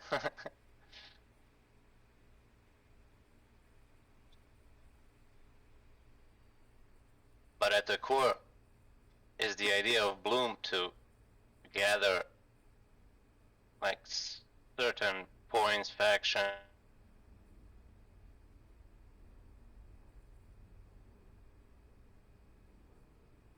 or to create groups and help groups form and create local chapters. Of both, which I think the UX of that is not as like streamlined as it needs to be. But people who have an existing, there's kind of a boundary between like being a local chapter, or we have like a little graphic per people. If they have their own existing like name and entity already, they can say they're a local Bloom hub, and then we like encourage them to like place that logo or explain the affiliation at their events and stuff, just for the purpose that people can be connected to this larger international community of support and solidarity. And yeah, so people who have their own entities can be local Bloom chapters. The difference between that and an organizational member of Bloom Network is the local Bloom chapters need to be multi-issue and like have this deeper level of, you know, they need to do like post a blog to our website once a quarter, show up for the community calls a certain number of times a year, that kind of thing. And then, but yeah, so those groups end up doing events that do that broader networking. And so it is like really open and connecting the different things to each other. But that, I think a bunch of stuff happens that like maybe isn't directly like touching the organization either, but kind of emerges from that, and we don't really keep track too much. It's like the awesome shit is happening, like these local networks are forming and having their own expressions and shit happening, and you know, there's no reason we need to be like all across all that. Was that kind of answering your question? Oh, somewhat. Because what I was trying to get behind is, do I, let's say, come to Bloom Network with an idea of creating some kind of chapter in my local chapter, and then I work that with Bloom Network, or I already have, or I'm already doing something like that, and then I associate myself with Bloom Network, and also by doing that I open gates to further connections. Is there like a, because if there's certain implications in helping and building the community. If you change your mind, send me a message. That's okay. We'll just let me Yeah. know where you land. I'll just it there. Both. Reciprocal action expected in terms of. Okay, Magenta's still talking. Oh, go ahead. What do you think? Like 20? I'm actually having Yeah, connection it'll be issues 20. or Discord issues, but it's These kind guys of are breaking. still But no, I was talking. just asking if So I'm just gonna leave it. what is that? Where was I at? Yeah, that Bye-bye. if Bloom Network actually like helps you with the whole process of establishing a whole framework of organization, and then by doing that you're part of the Bloom chapter, or you're doing your own thing, but then you associated yourself with Bloom Network after that. In terms of, do I seek help from Bloom Network, or do I seek connectivity with Bloom Network and association, or because and what is like expected, or of course I have to match certain criteria if you want your name being written somewhere on some website, it has to be aligned with what Bloom is doing. That's a given. But other than that, are there like,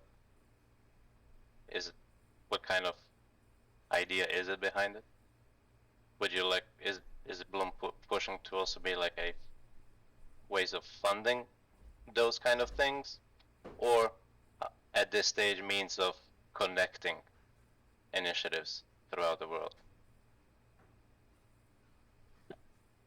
People can join as a Bloom chapter from either of those perspectives. Like, they can be starting from scratch, or they can already have a thing going. The way we differentiate between that deeper layer of connectivity and support, and say a group is just like, they're just a permaculture community, they're planting gardens, they want to connect with Bloom Network, then they join as an organizational member. So members of Bloom can be individuals or organizations. And so, for example, in my meta, they would put an organizational profile as their thing in my meta. And the difference between that kind of membership and if you are a pre-existing or a new organization joining Bloom is a multi-issue focus. So you're doing permaculture and justice and cooperative economics, like kind of connecting the dots between things. And you're creating like this deep connective tissue across movements in your community. That's like the distinction, but you can have a pre-existing entity or go from scratch. And then we try to, through documentation and templates, we have this whole like template economy set up. So like, say a local Bloom figures out an event to do to help community gain traction.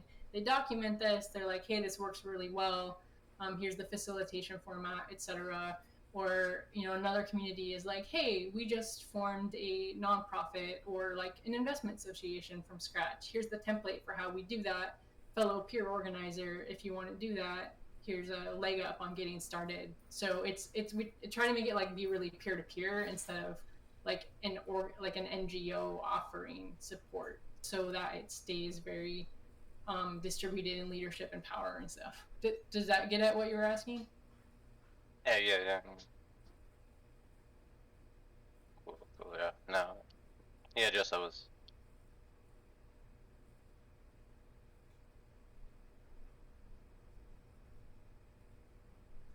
It's like, just to know what to say to other people when they ask. Because, yeah, I know you see Uranus had that initiative, the first baby with the oak trees. Yeah, so the parallel example, oh, you go ahead. No, yeah, if you can share, if that's not a secret, how that process went. Based on him in a while. He kind of went through the first whole process. He was one of our first people that went through our new like onboarding process. And he actually like shared a blog post about what they did, which is not everyone's been doing that. I think just because our UX where it blows. But yeah, I haven't touched base with him in a while. But yeah, as far as I haven't caught up with him in probably like a month or two. But yeah, it went really well. And he was kind of like straddling both our communities in the sense that he was working on that permaculture kind of guide in Metagame's wiki, but then doing like the local action in Bloom Network, with just like sharing some pictures about what they did. But yeah, I haven't touched base with him. Is he still here? Is he in touch with you guys? I should reach out to him again. Not really. We thought he's on your side now. But yeah, it's been a couple of months that I did not see him around. But what did he kind of come into Bloom and said, hey guys, I've been doing this, and this, and presented, and then things kind of worked out from there? Or was he interested in doing it and then came for some kind of advice or maybe contact on how to execute it? Or how did that part go? A little of both in his case. We had a call, he and I had a call, and he had some ideas that he'd been wanting to do for a while. He'd been some small things that he had been doing. And so I think the call we had was like morals. Like that's a lot of what happens through Bloom too. Is like someone has an idea and you just, have someone who's done similar things before to talk to and be like, that's a great idea, go for it. And that's basically the conversation we had. And yeah, I helped him kind of like talk through and formulate the idea that he wanted to do, and then land on, okay, what's the first tangible thing to do in this like much bigger vision that I have. And so just have some like community around that. But our conversation was very much like Bloom metagame. Yeah, I'll definitely touch base with him and ask where he's at with like both organizations. But it was very much like both. It was intentional that we wanted to try to see what happens if we make a Bloom metagame, baby. Cool. Yeah, I'm just trying to like understand how it looks like to like come into Bloom Network.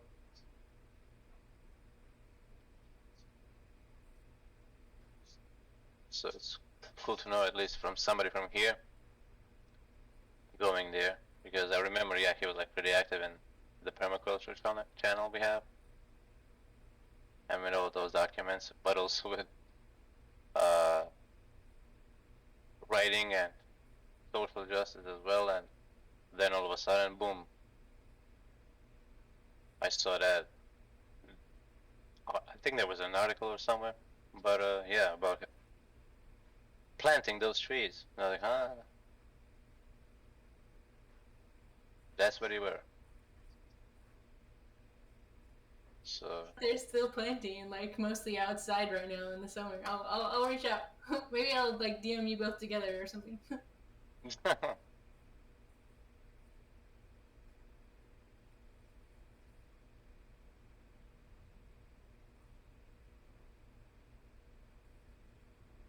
Whoop. Did I drop out? Oh, we lost her. Yeah. Oh. That was weird. My Discord just like shut off. I'm back. Hi. Yeah, that's happening to me today all the time. Are you It's using like, a Mac?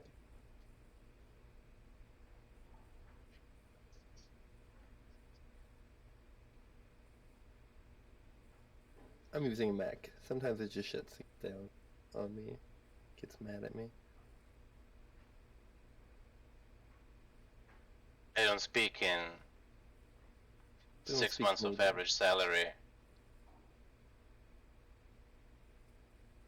Now this was like $1,200. Yeah, there. Okay. Now when they export it sorry, here. that sounds like real To the money. third I'm world. sorry. It's like $900. I always forget that there's another currency called dollars, and everyone values it much more than the one I called. How much in the real dollars? Yeah, like 900 plus. It's not nothing, but well, I guess it was because Ampleforth gave it to me. Thanks, guys. Here, that's the cheapest iPhone.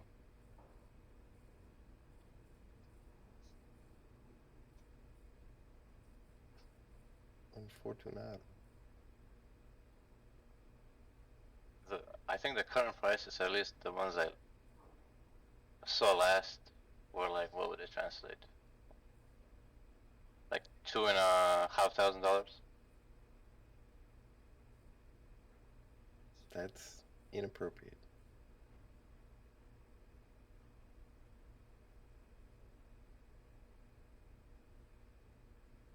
Pretty much, yeah. Do people just like cross the border to buy things like this? Would it be cheaper to? Well, yeah, it's mostly like Germany or the US. Oh, so it wouldn't be any better to like hop over to Italy? Drive It's down not to- that cheaper. Italy is not actually that much cheaper. But if you're like ordering with like shipping, it kind of levels out. a lot of times. But for example, something that is $100 in the US, it's about 100 euros here, or 120 euros here.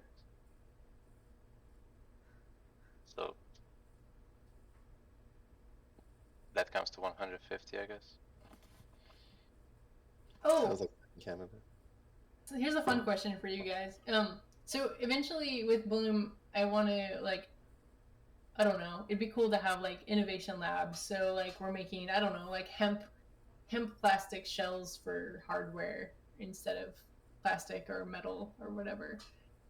Have you guys thought about in metagame, I don't know, what are the conversations like here around innovating, I don't know, products and ideas? Is it mostly that you're like focused on the kind of first layer of digital infrastructure that you need to do, like the bigger metagame goals? Or do you guys have also conversations in detail about like what you can do once that collaboration infrastructure is like flying?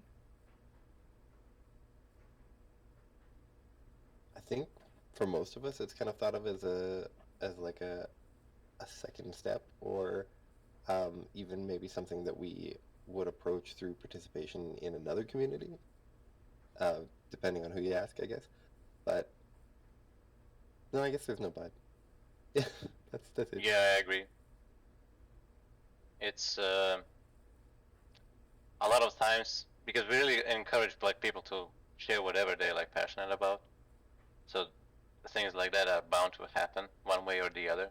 There's always like these like really interesting like things that people work on or like to do or are doing already. So it gets mentioned. It's just that it's, as Bagsy says, more of a secondary thing here. It's something that we encourage people to share and find like-minded people that way, people who may be also interested in that, and that goes where it goes. But also, yeah, if there is something or some other place where that activity is happening, then we go there as opposed to doing it here, right? It's more of a support way than active, in a sense. But that's also like just an opinion.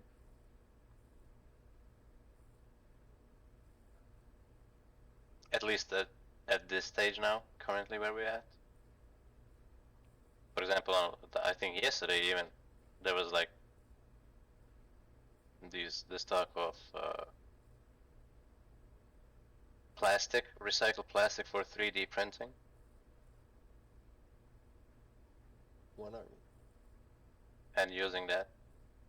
So it's definitely a thing that certain members of the community are conscious of, or maybe engaged with, but more on the side things, not like in metagame.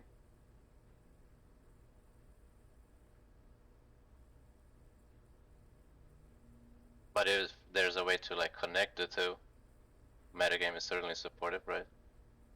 And will gladly be a portal to a place where you can expand on what you want to do with your idea. That's super awesome. That's the way I've been thinking of our infrastructure too, kind of like open, like almost like a routing system is one layer of it.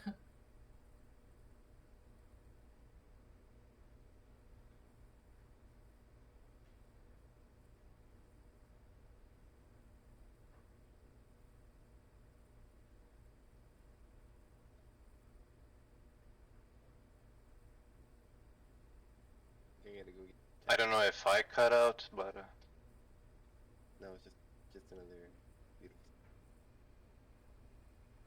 I think Discord is having problems lately. As soon as somebody turns on video, things get all shitty. I have found. No, I'm just kidding. I kid. Little levity, folks. It's Friday. Hey. Hey, who's in the I don't know who's what in New day it is. England? Anybody else in New England getting their just fucking drenched right now? Huh? How nice is this? Nobody? Oh yeah. You suck. Fucking, I don't know what's happening. I'm soaked to the gills. I had to let go of some things. Oh yeah, anybody who's cultivating in an outdoor fashion is real pissed at God right now. All the main growers are like, "Are you out of your mind?" What? I mean, a It's light sunny drizzle is here. fine. Dude, we're talking about golf ball, not golf ball, but like gnarly size raindrops, just like Cuba style tropical storm in the Northeast. It's amazing. It's amazing.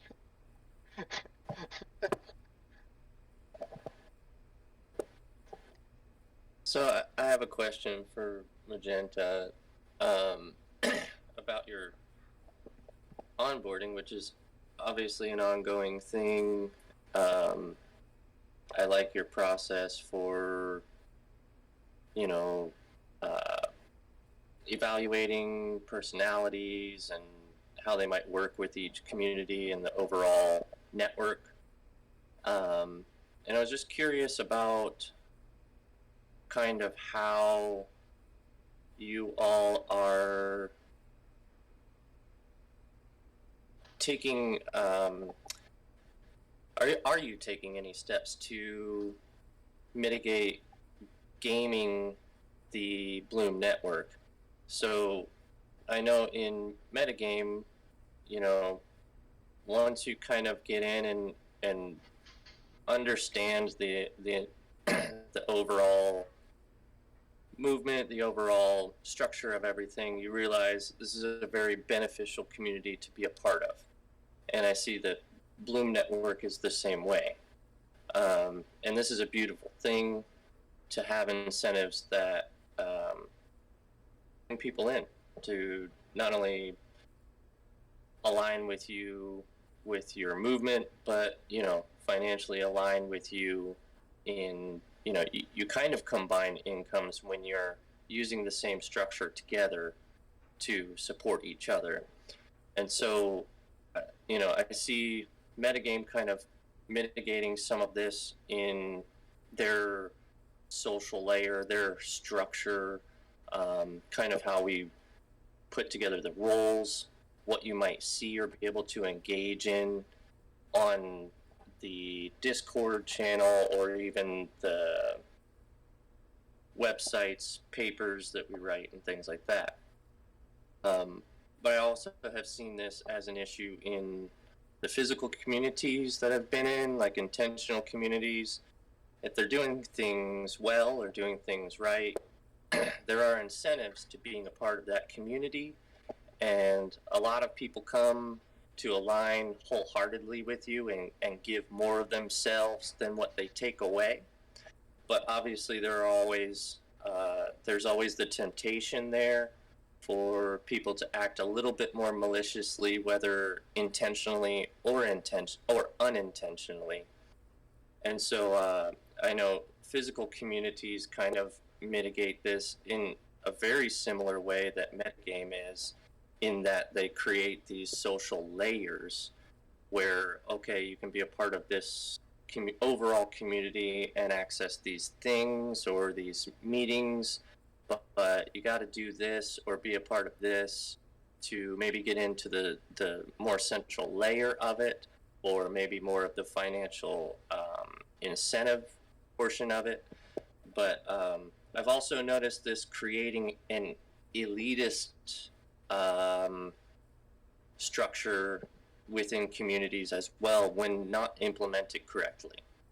So I'm kind of curious to see if you are already doing something similar to this, or if you've, you know, talked about it.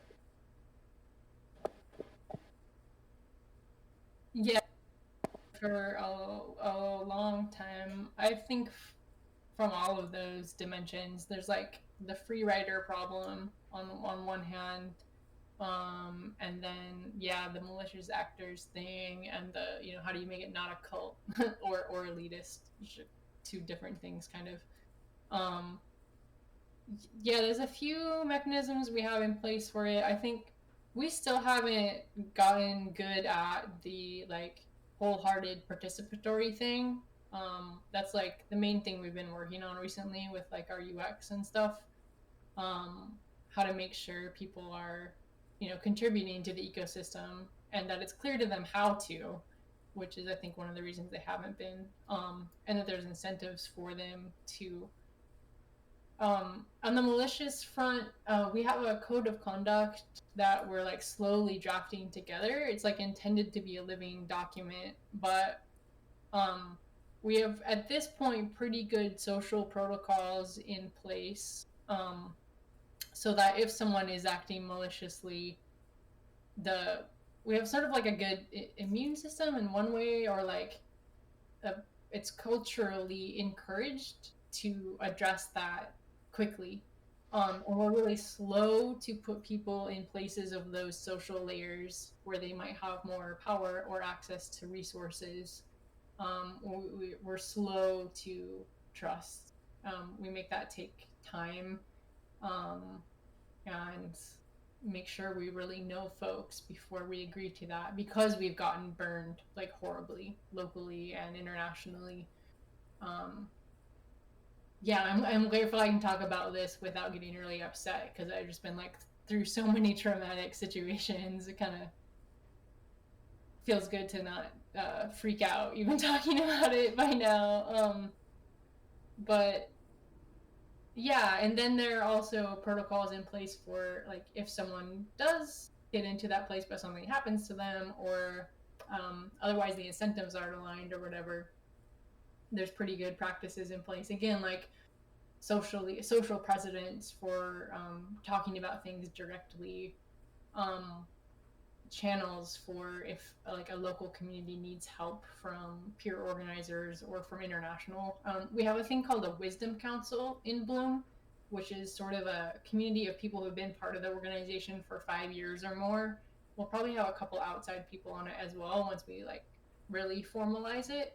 And then we also plan to have I think we're calling it like a healer circle, so that when malicious things arise that are just from trauma, there's a place to address that. And then our code of conduct has these like tools. It has all these sections, and one of them is like tools for moving through conflict, tools for if you're in an online communication and someone's getting triggered, here's tools for how to move through that, if that is yourself who is having that happen or someone else.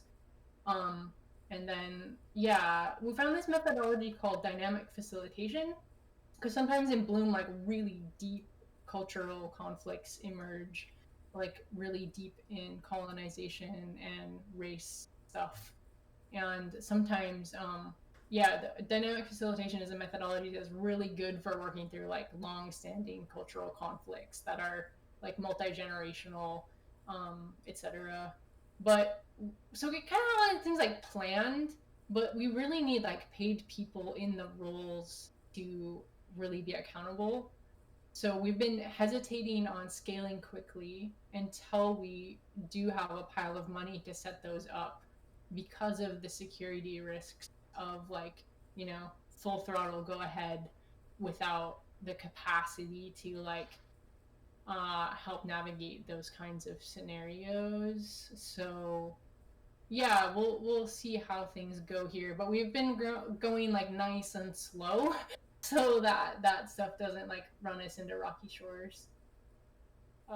Did that like answer any of what you're inquiring about? Definitely, and makes me extremely happy to hear that you're not only thinking about these things and implementing these ideas and different solutions, but that you're going slowly, because that is so crucial, that things are well planned, well thought out, not to diminish, just getting stuff done, but this aspect is so crucial. I've seen it be the very thing to completely just destroy a community because they were just like so quick to implement something that they hadn't even thought through very well, and it just immediately, unintentionally, a lot of times, just destroy a community from the inside out or from the core.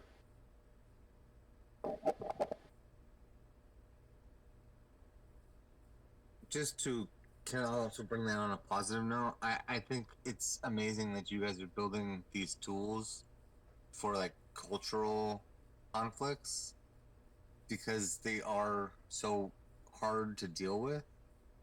So especially with how international and like support driven that you guys are, it's really nice to see that you guys are planning for hard problems. And unfortunately that probably means that you had hard problems but it means that you're better prepared for the next ones. And I would certainly be interested in reading some of those tools or documents that you've created to help avoid conflicts, because you know, as you and Musashi both said, like they have really high danger potential because they're not something that people are going to compromise on if they're deeply ingrained cultural kind of norms or, you know, generational kind of passed down teachings. It's a lot harder to say, hey, just kind of get over it or work together. So thank you. Yeah, thank you, Penguin. And I don't mean to focus on necessarily the negative aspects, because it's a beautiful thing to have people. I know this sounds silly, but it's a beautiful thing when you have malicious actors coming into your space. It means that you're doing something right. It means that there's value in being aligned with you, in doing projects with you. All of this comes out of a core positivity, a core love, you know. So it's really awesome to have these problems, even though sometimes it's very difficult to wade through them when they're happening.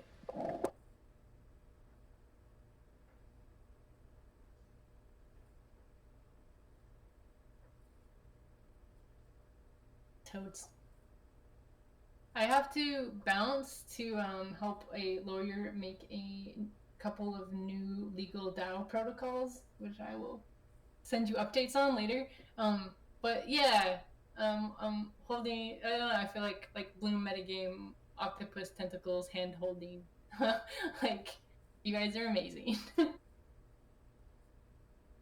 Thanks, Magenta. Right back at you. Bloom is also amazing. Amazing. I love what you guys thank you are for doing. coming. Yeah, thank you for what you're doing. Doing it together. Thanks, Magenta. Have fun with the lawyer. She's amazing. I'll pop a link to like one of the things she's been working on in here in a couple hours. Great, thank you. All right, bye, internet friends. Take it easy. Bye bye.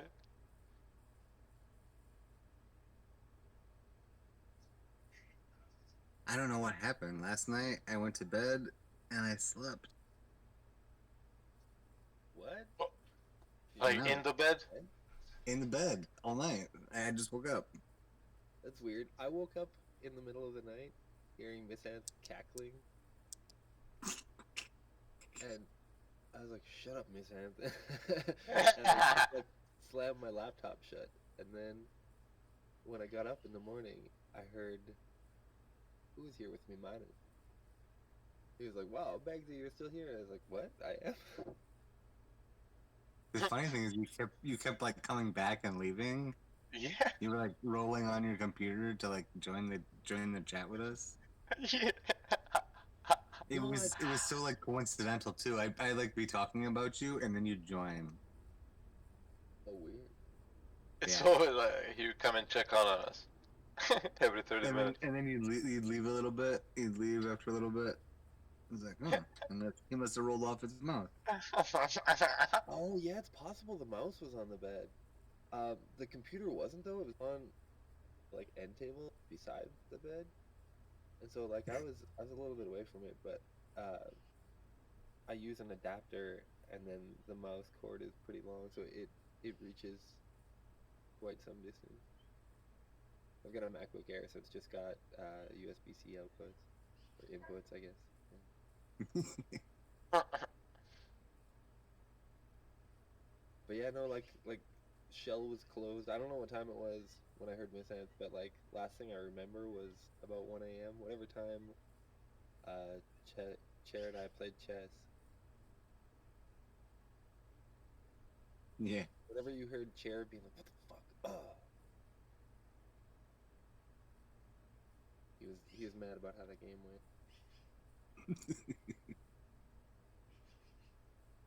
I'm not good at chess at all, but that would have been like 11:40 your time. So I probably. Oh, I remember saying something about it being 12:27. Not much after that. Oh, For anyone else that's wondering why it's funny that I slept at night, because usually I sleep like 4 to 5 hours. Usually Last not night enough. I slept like, I don't know, 9, 8 hours. Do you feel Like different? double. Yes. And I want to just keep going back to sleep now. Yeah. I'm not even out of bed yet. It's like your body's like, wait, that's what sleep is? I need some more of that.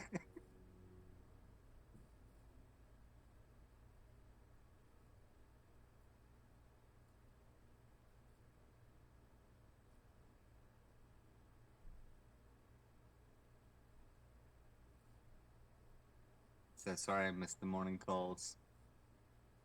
My pillow wouldn't let me make them today.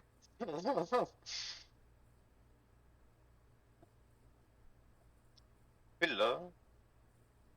Hello. Pillows are safer. Pillar safe.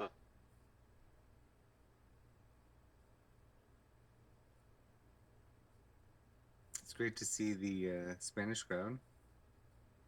Hola, ¿cómo estás?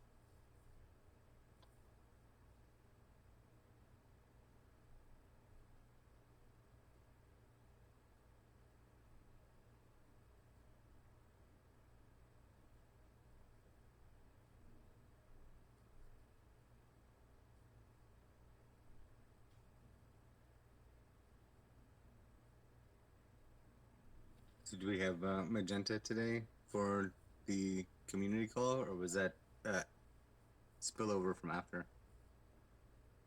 No, she was our guest today. Yeah. Nice.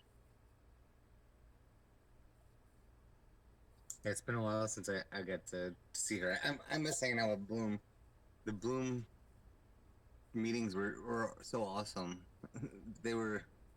I've been to a few of them. So kind of like what we did for MetaFest Hackathon, where we were reviewing like world improvement grant requests, almost. Like that's what most of the meetings I've been to. It's like a whole bunch of people are like almost like Kickstarter requests. We're starting a potato farm and we need a few extra dollars to help get everything going. Or like we want to breed and sell goats or something like that, you know? So it's like these requests that are so far from what the modern world would be asking for. But it's like the little things that would keep a community or support a community that, you know, we don't think of. Like the community thinks of it. They need some goats, you know? They need some potatoes.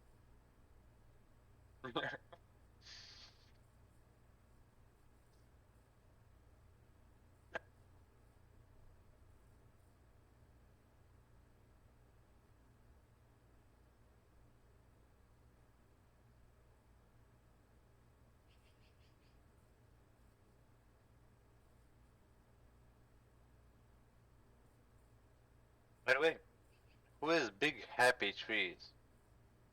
Let's share. Wow. He's also sometimes called Big Dumb Tree. But there's also chair and another chair. Where's the other chair? One is called chair. The other one is chair 28980. Here in Metagame? Mm-hmm. 28980? Is that a zip code? Is that his zip code? 28. Sounds like northeast.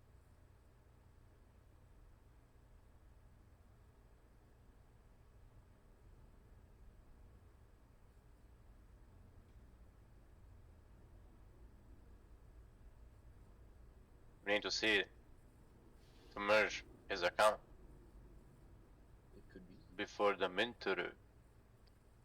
It doesn't show it as like an AKA. Is that one of his alts? AKA. Yeah, whenever you click on someone, you can see all the nicknames that they have in a server. Uh-huh. So, like so for example, if you go to like Waterdeep, my name isn't Penguin there, it's Jurgle. Mm-hmm. But if you click on Penguin, you can probably see AKA Jurgle. That makes it extra confusing considering you have a bot named that also. Yeah, for me, well, he's chair, shenanigan chair, LSDAO chair. This is why I don't allow nicknames in my server. It's too confusing.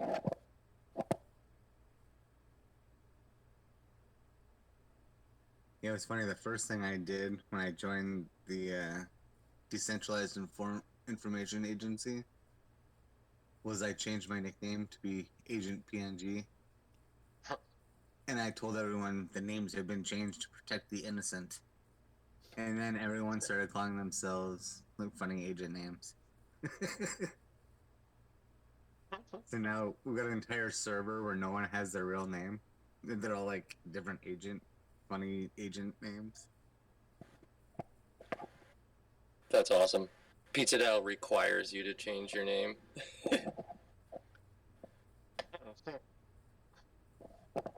Nice. Is there like, do you have to change it to something themed, or is it just a change? Oh yeah, it has to be pizza themed and untaken. That's awesome. I assume somebody's already Pizza the Hut. Give it a minute. He ate himself to death. Yeah, I tried to take Papa Moosh. They were like, yeah, everybody's got Papa Moo, Mushy, Mushies, Mushroom, Mushhead. You got Biggie Caesars.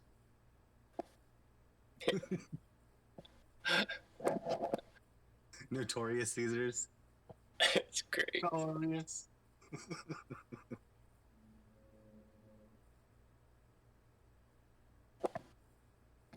I like Pizza Slice.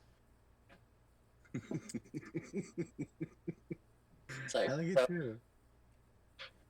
It's almost like home slice. Yep. That's why I like it.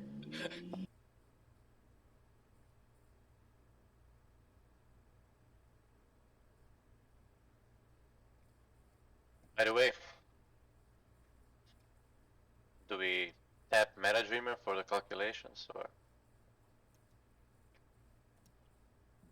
it's high noon? What if we tried to do it ourselves Okay. and then said, hey, help us with this? Vote on this, please? I mean, we could push a vote on our own anyway, right? Anyone with seeds can create a vote. Is that all right? Yeah, we all need to ask Pete to vote on it anyways. So Well, we only need 10% to pass anything. 10% of all seeds. Yeah.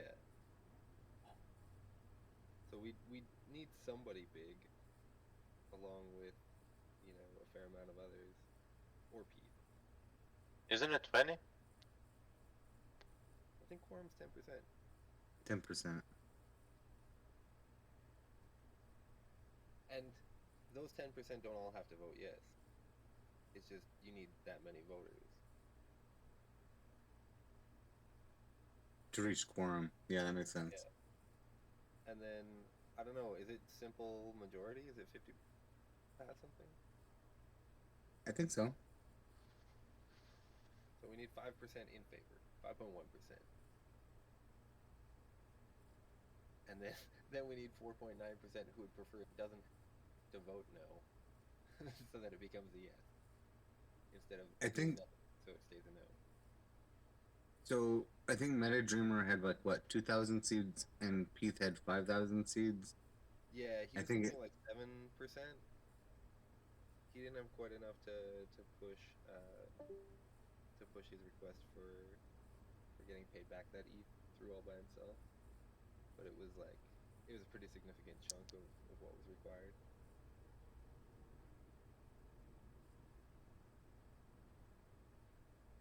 Yeah.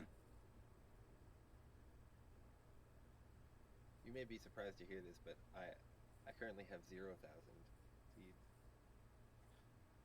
I also have 0,000. Well, between us, maybe we may have 100, but maybe after this we'll have 0,000.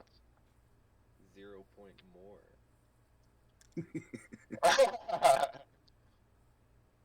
0 times new seeds. Wonder, maybe we could just hit up Tip CC and get them to go vote. How many seats do you think they have? They got like 2 on mine. I'm pretty sure they dumped them all. Probably. They probably just buy them back as needed. Or yeah, maybe they just wait. They're like, oh, it's listed now. Dump. And just trust no one's gonna claim them. When they do. Well, they literally probably just sell it for gas. Yeah. So as soon as you need to do a transaction and you say you can spend these, it says how much do I need to spend? They're spent. I don't imagine that they have like a wallet that's just like stockpiling seeds. Otherwise, we'd see it in the tokenomics. That makes sense. I wonder if I can. Shouldn't that then be seen in our balancer? Yeah.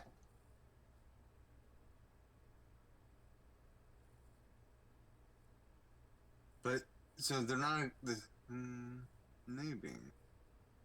Actually, you're right. You're right. If they were selling them, we would have seen them. Because the balance is sitting on their servers. They just move around the data until it's time for it to sell. Maybe they do just keep it. It's just sitting there. They have a ton of shit coins. Yeah. I'm just looking at their wallet right now. A lot of shitcoins from all-time high.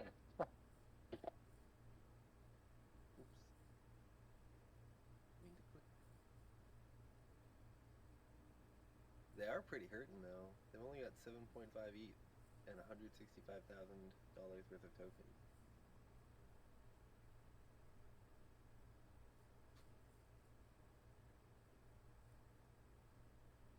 I don't see seeds in here though. We basically need an actual password. And Tip CC is down.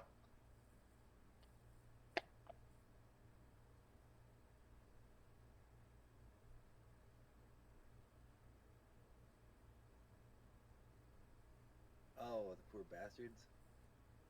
They're bag holding color. CryptoVoxel's color token. No. Wrecked.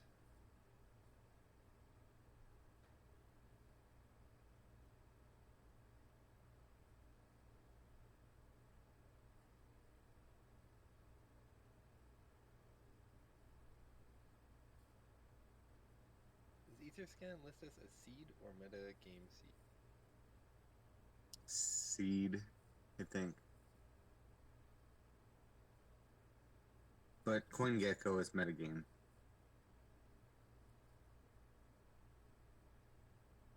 Yeah, here we go. They've got 81.4861788 value of 1.029.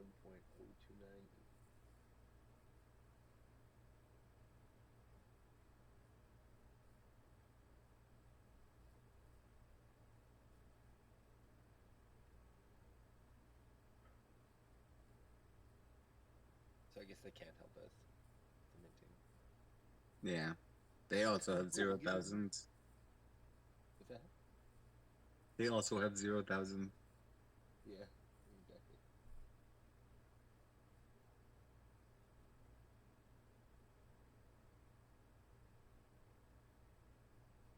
Is there anyone else who doesn't have 0,000? Urata? 283 holders. Analytics, is that what I want? Yeah, analytics.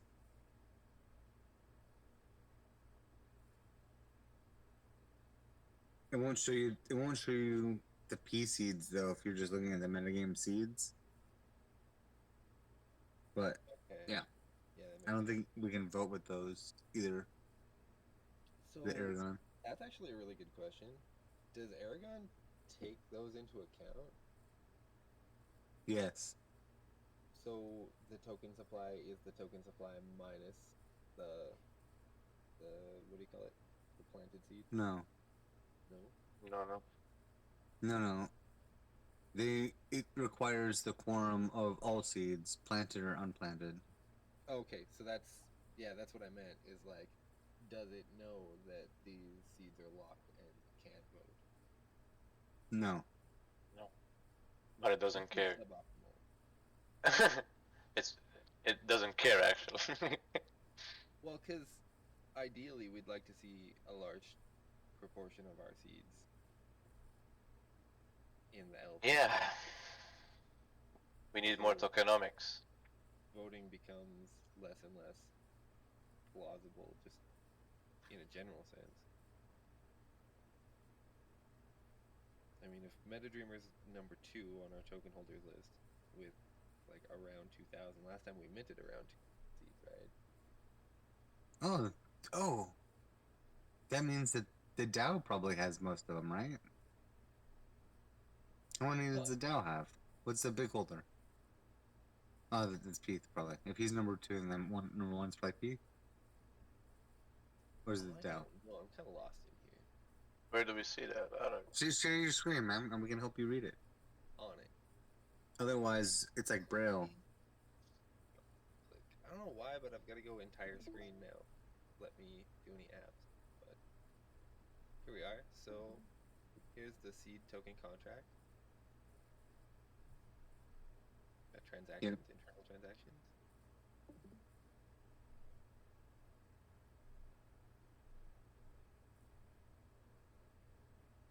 Token tracker page.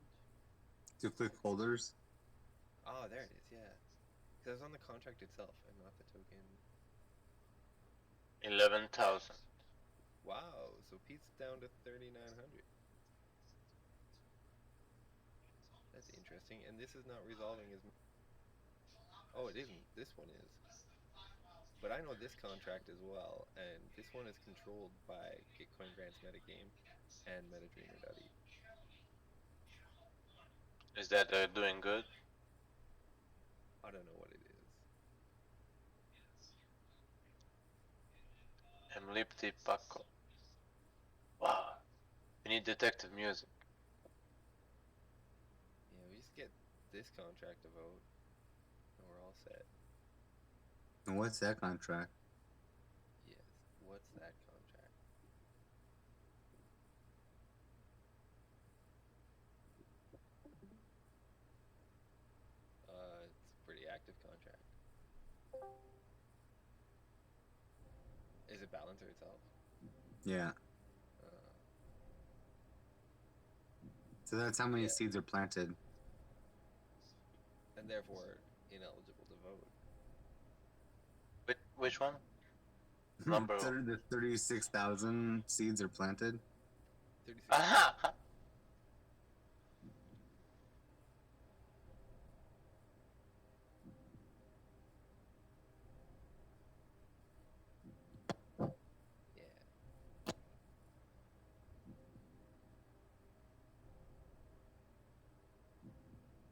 Total of 1 transaction found.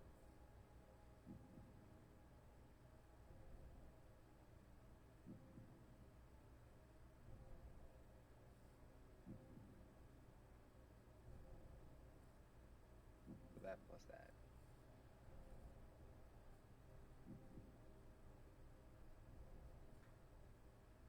Yeah, it starts getting pretty low. This one. Just need this guy to vote 3 times.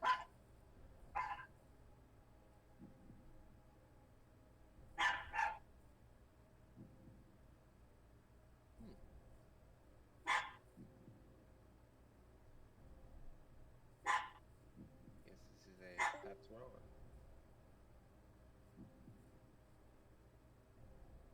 So tricky, right? Yeah. 10% max total supply. We have a circulating supply. Probably be the same.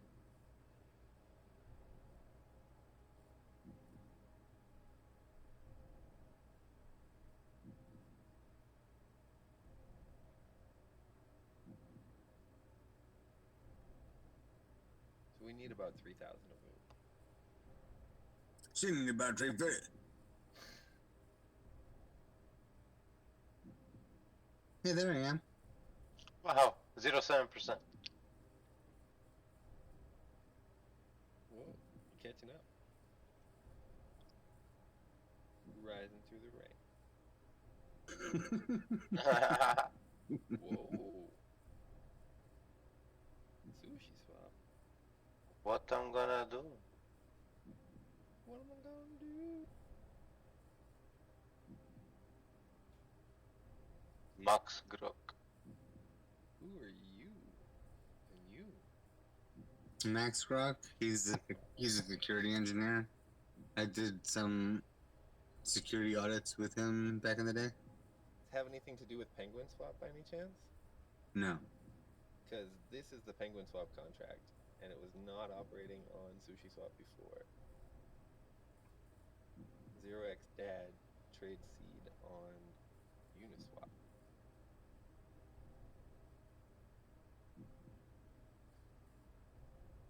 Weird little arbitrage moves for very little money. Oh, Dad. Yeah.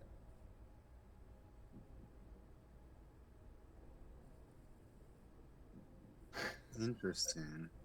Inspector Bagsy. Inspector Bagsy. The crazy thing is, I bet if you find right around there, there's probably a large distribution or something, right? Otherwise, why would it arb on us like Well, that? it has been the whole time. Yep. We were looking at one point for some shenanigans that we suspected may be occurring, and so we were kind of like examining what was going on with seeds and where they were moving to and from where, and we stumbled across this address. This one in particular, it shows up in the is it in bot spam, where we get notifications of like sales in Uniswap. Mm-hmm. And so we kept seeing this address come up. We're like, hey, what's going on here? But I don't think it really does anything else. It was super weird to see it on Sushi. How much money has it made so far? Very little.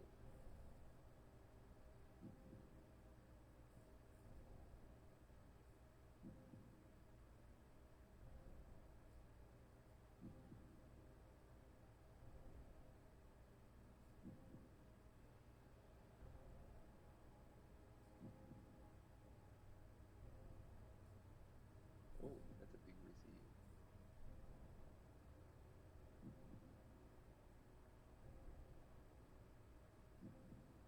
my ether scan game isn't the best.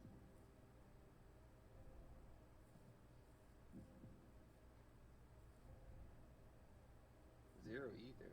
It's not doing anything for a while. Oh, my bad. 9 hours, 7 minutes ago. Yeah, this one worked. Penguin Party. 0.3 ether. 0.45 C. With some stinky linkies. Interesting. Very interesting, Misento.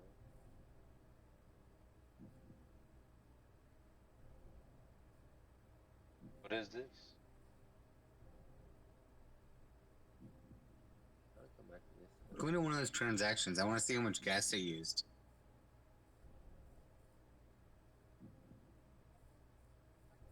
It tends to be just about enough to wipe out their little slim profit margin. Go check out the Uniswap one first, but $71 becomes $82, and then what?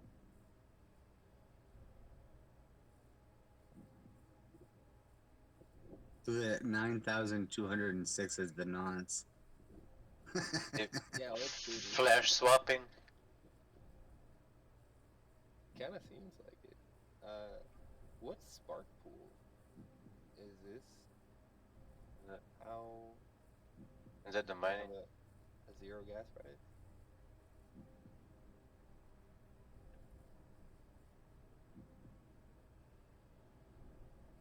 I don't know, check out the Spark. What's that Spark out link? This one? Yeah, Spark Pool.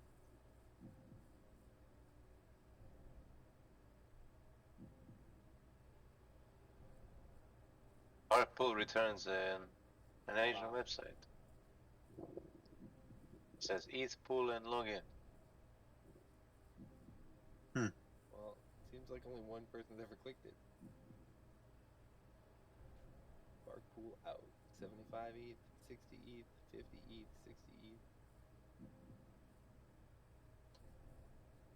It's a lot of ETH out. This is an ETH mining pool, I think. Yeah. Yeah. So he sent, well, the bot, I'm just gonna call it a boy because, you know, it's called Dad. He sent this transaction straight through to the miner. Which means that it got put on in the MEV transaction wherever he wanted, probably. So he could sandwich attack.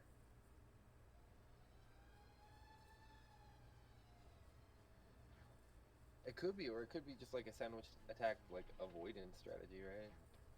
No. No. He pocketed $11 from a transaction that happened. He's definitely messing with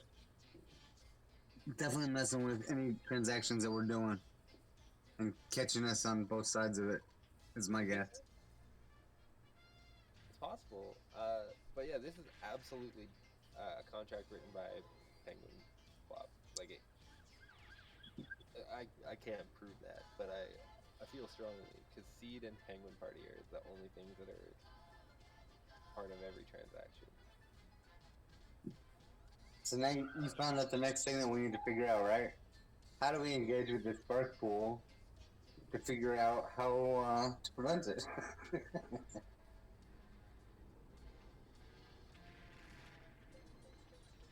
I would probably come at it from Penguin Party and see, like, you know, does this contract belong to you guys? Like how does it work? Can you share anything about it? How come you picked our token in particular? Is this arbitrage or are you guys being funny? And one of the good things is that, I mean, they pay 4% on every swap that they do, so please keep doing it. Not if it doesn't go through Balancer. That's true, it's on Uniswap, right? This one was on SushiSwap, and then to Uniswap. Either for Seed on SushiSwap, and Seed for Penguin Party on Uniswap. Penguin Party Fish for Link on Uniswap. Do we have? Wait, are we on Sushi Swap and Uniswap? It sounds like it, but I've never noticed that. Uniswap I knew about. Sushi Swap is news. That's like actually what caught my attention, and then I saw 0x dad on it, and I was like, what? Which makes me wonder if that's what Max Rock was doing. Yeah, let me get back to it. Oh, I guess I could have gone forward instead.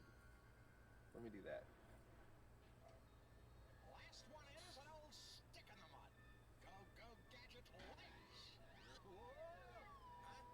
That's not a good sound. Do you hear that? No, I do not. What's it sound like?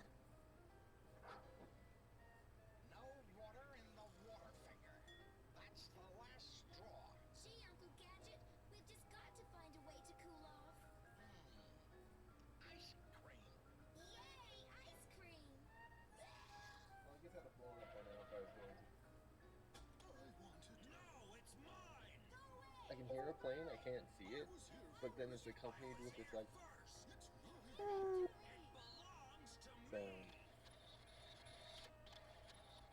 Yeah, I don't hear anything. Sushi Swap Seed. Is that where we are?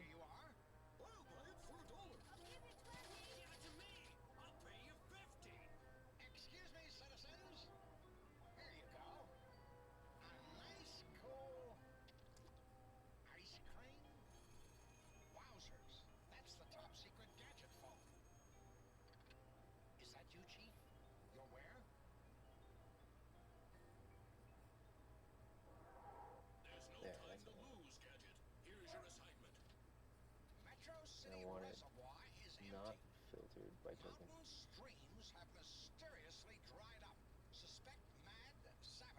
What? No, I'm doing this wrong. Yeah, this is like all of Sushi Swap. How do I unfilter?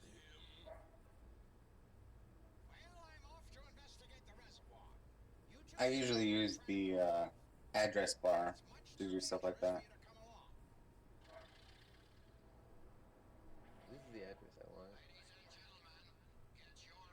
Quick search. And there's the filter. I don't have this address on my QuickBooks though. That's not the address. Oh, this is the address. Really neat. 9,000 half seat. Ooh. Interesting. Oh, interesting. It's off by 10%.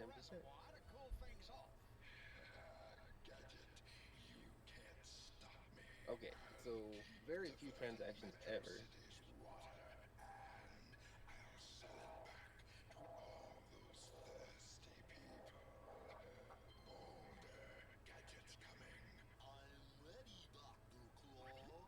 From Sushi Swap router.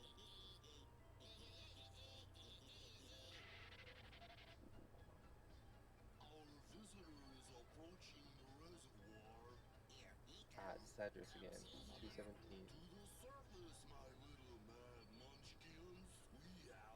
It's funny, if I had to guess, it looks like what it's doing is it's waiting for one of the bots to pick it up so that it shoots up, and then it can dump from multiple different locations. And carve up and then dump. But I mean, it's not a large enough supply to cause too much problems.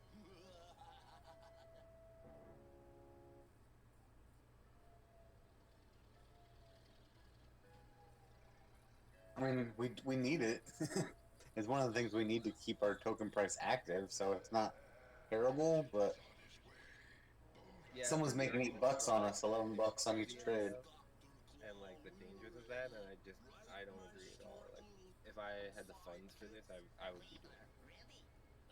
Well, I shouldn't say this necessarily, but I would be LPing outside of the balancer pool for sure.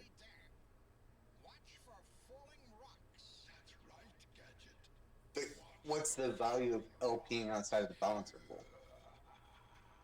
Stability. The fact that when balancer goes down and Uniswap doesn't, then people are incentivized to equalize those. But you get to 4% gains on balancer. For Uniswap, you don't. Well, you get whatever you set it to, right? Yeah. You definitely won't set it to 4%, but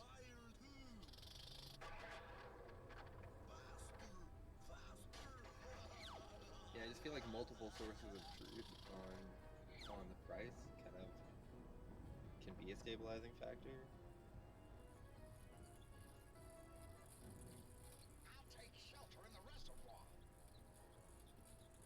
As a buyer, I'll go buy it where it's cheap. As a seller, I'll sell it where the price is high. And if I see a discrepancy, then maybe I want to do both.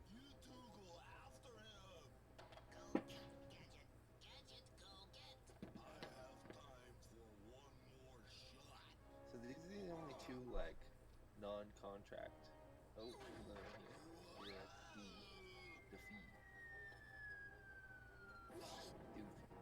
I told you this was no time to sell ice cream.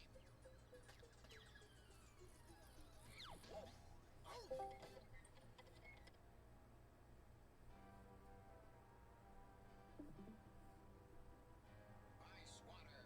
Get your ice water. $50 a glass. Oh, that's fun.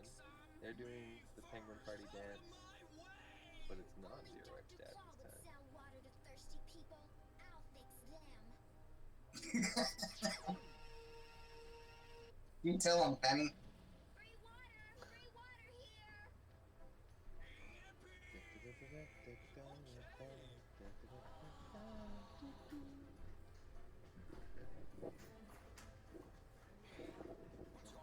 Oh wait, these two transactions are doing the exact same thing. Same transaction hash, same time. What? No, Don't even fucking start. No, I will blow a knee out, and that's how I use my knees to live. I will blow a knee out fast. Nope, back. That's why when I had to do lifting tests for work, you know how they make you lift 50 pounds, make sure you're doing it right? Oh, yeah. Noise. Okay, I put your clothes in the wash earlier. And I pulled them out and checked. I mean, the easiest thing would be to just ask Max Brock if he's running an art bot. I would say that's wise. And like, really, I'm not even mad. Just like, teach me your ways. My book indicates a large body Yeah. of water nearby. Show me the ways of the $6 art bot. So, $6 is my art bot. No. I don't know if that bot can keep itself busy. $6 a TX, $10 a TX. Eat 10 times a day. It's a nice little side hustle.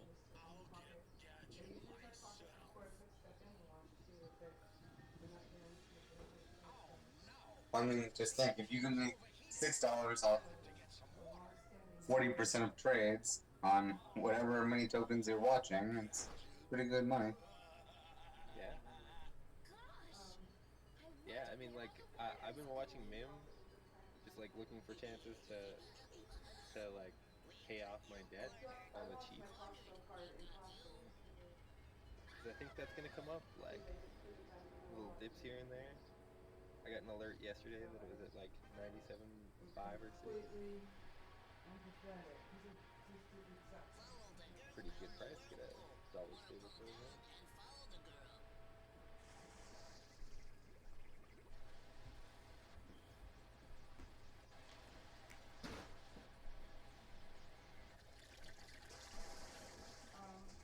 I didn't look in the parking lot, but I thought maybe before we got out of the car, I might have to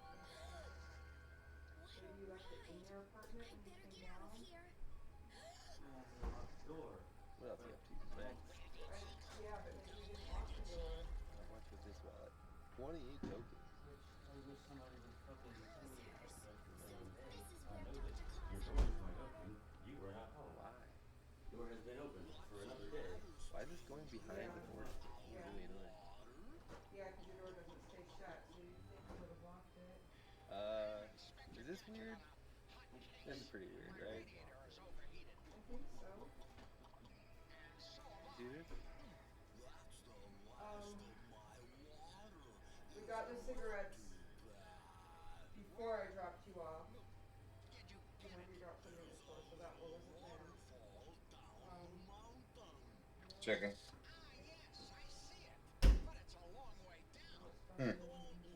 That's a lot of different Lexows.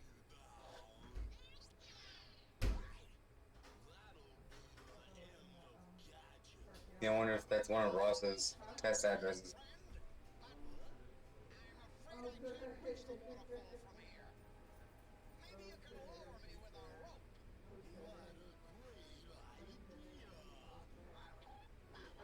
We have gone through a lot of Lexow iterations of things, so it's possible. I'm gonna cook some tamales. If you want to go back to bed, just go back to bed. Only one actually has the logo. So that one has 194 cultures. Yeah, seems, That looks like the current token. yeah, it's got the logo as well as the other one. So maybe did one. Looks like some of them are departmental too. Lexow co-op, Lexow engineering, Lexow membership. Yeah. Check out members, I'm probably in there. 41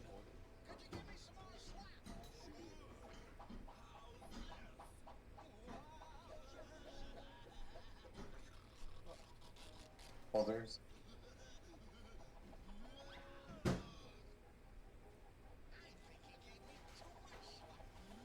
How do they take them? What? No, it's the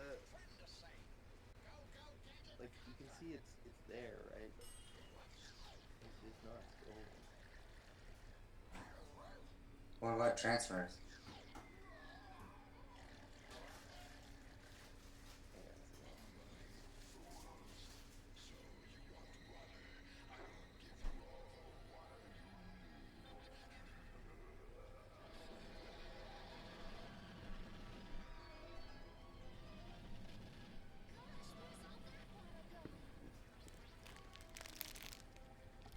This isn't it, is it? No? You're at Sushi Swap LP token. Yes, I didn't copy properly. Alright, and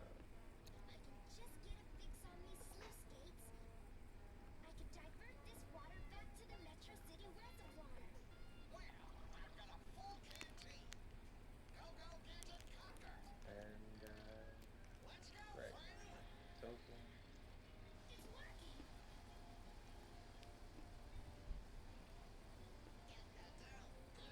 Actually, wait, now that I think about it, Max Croft was teaching it. He's teaching us how to cross-chain our bot, too. The plot thickens. I remember now.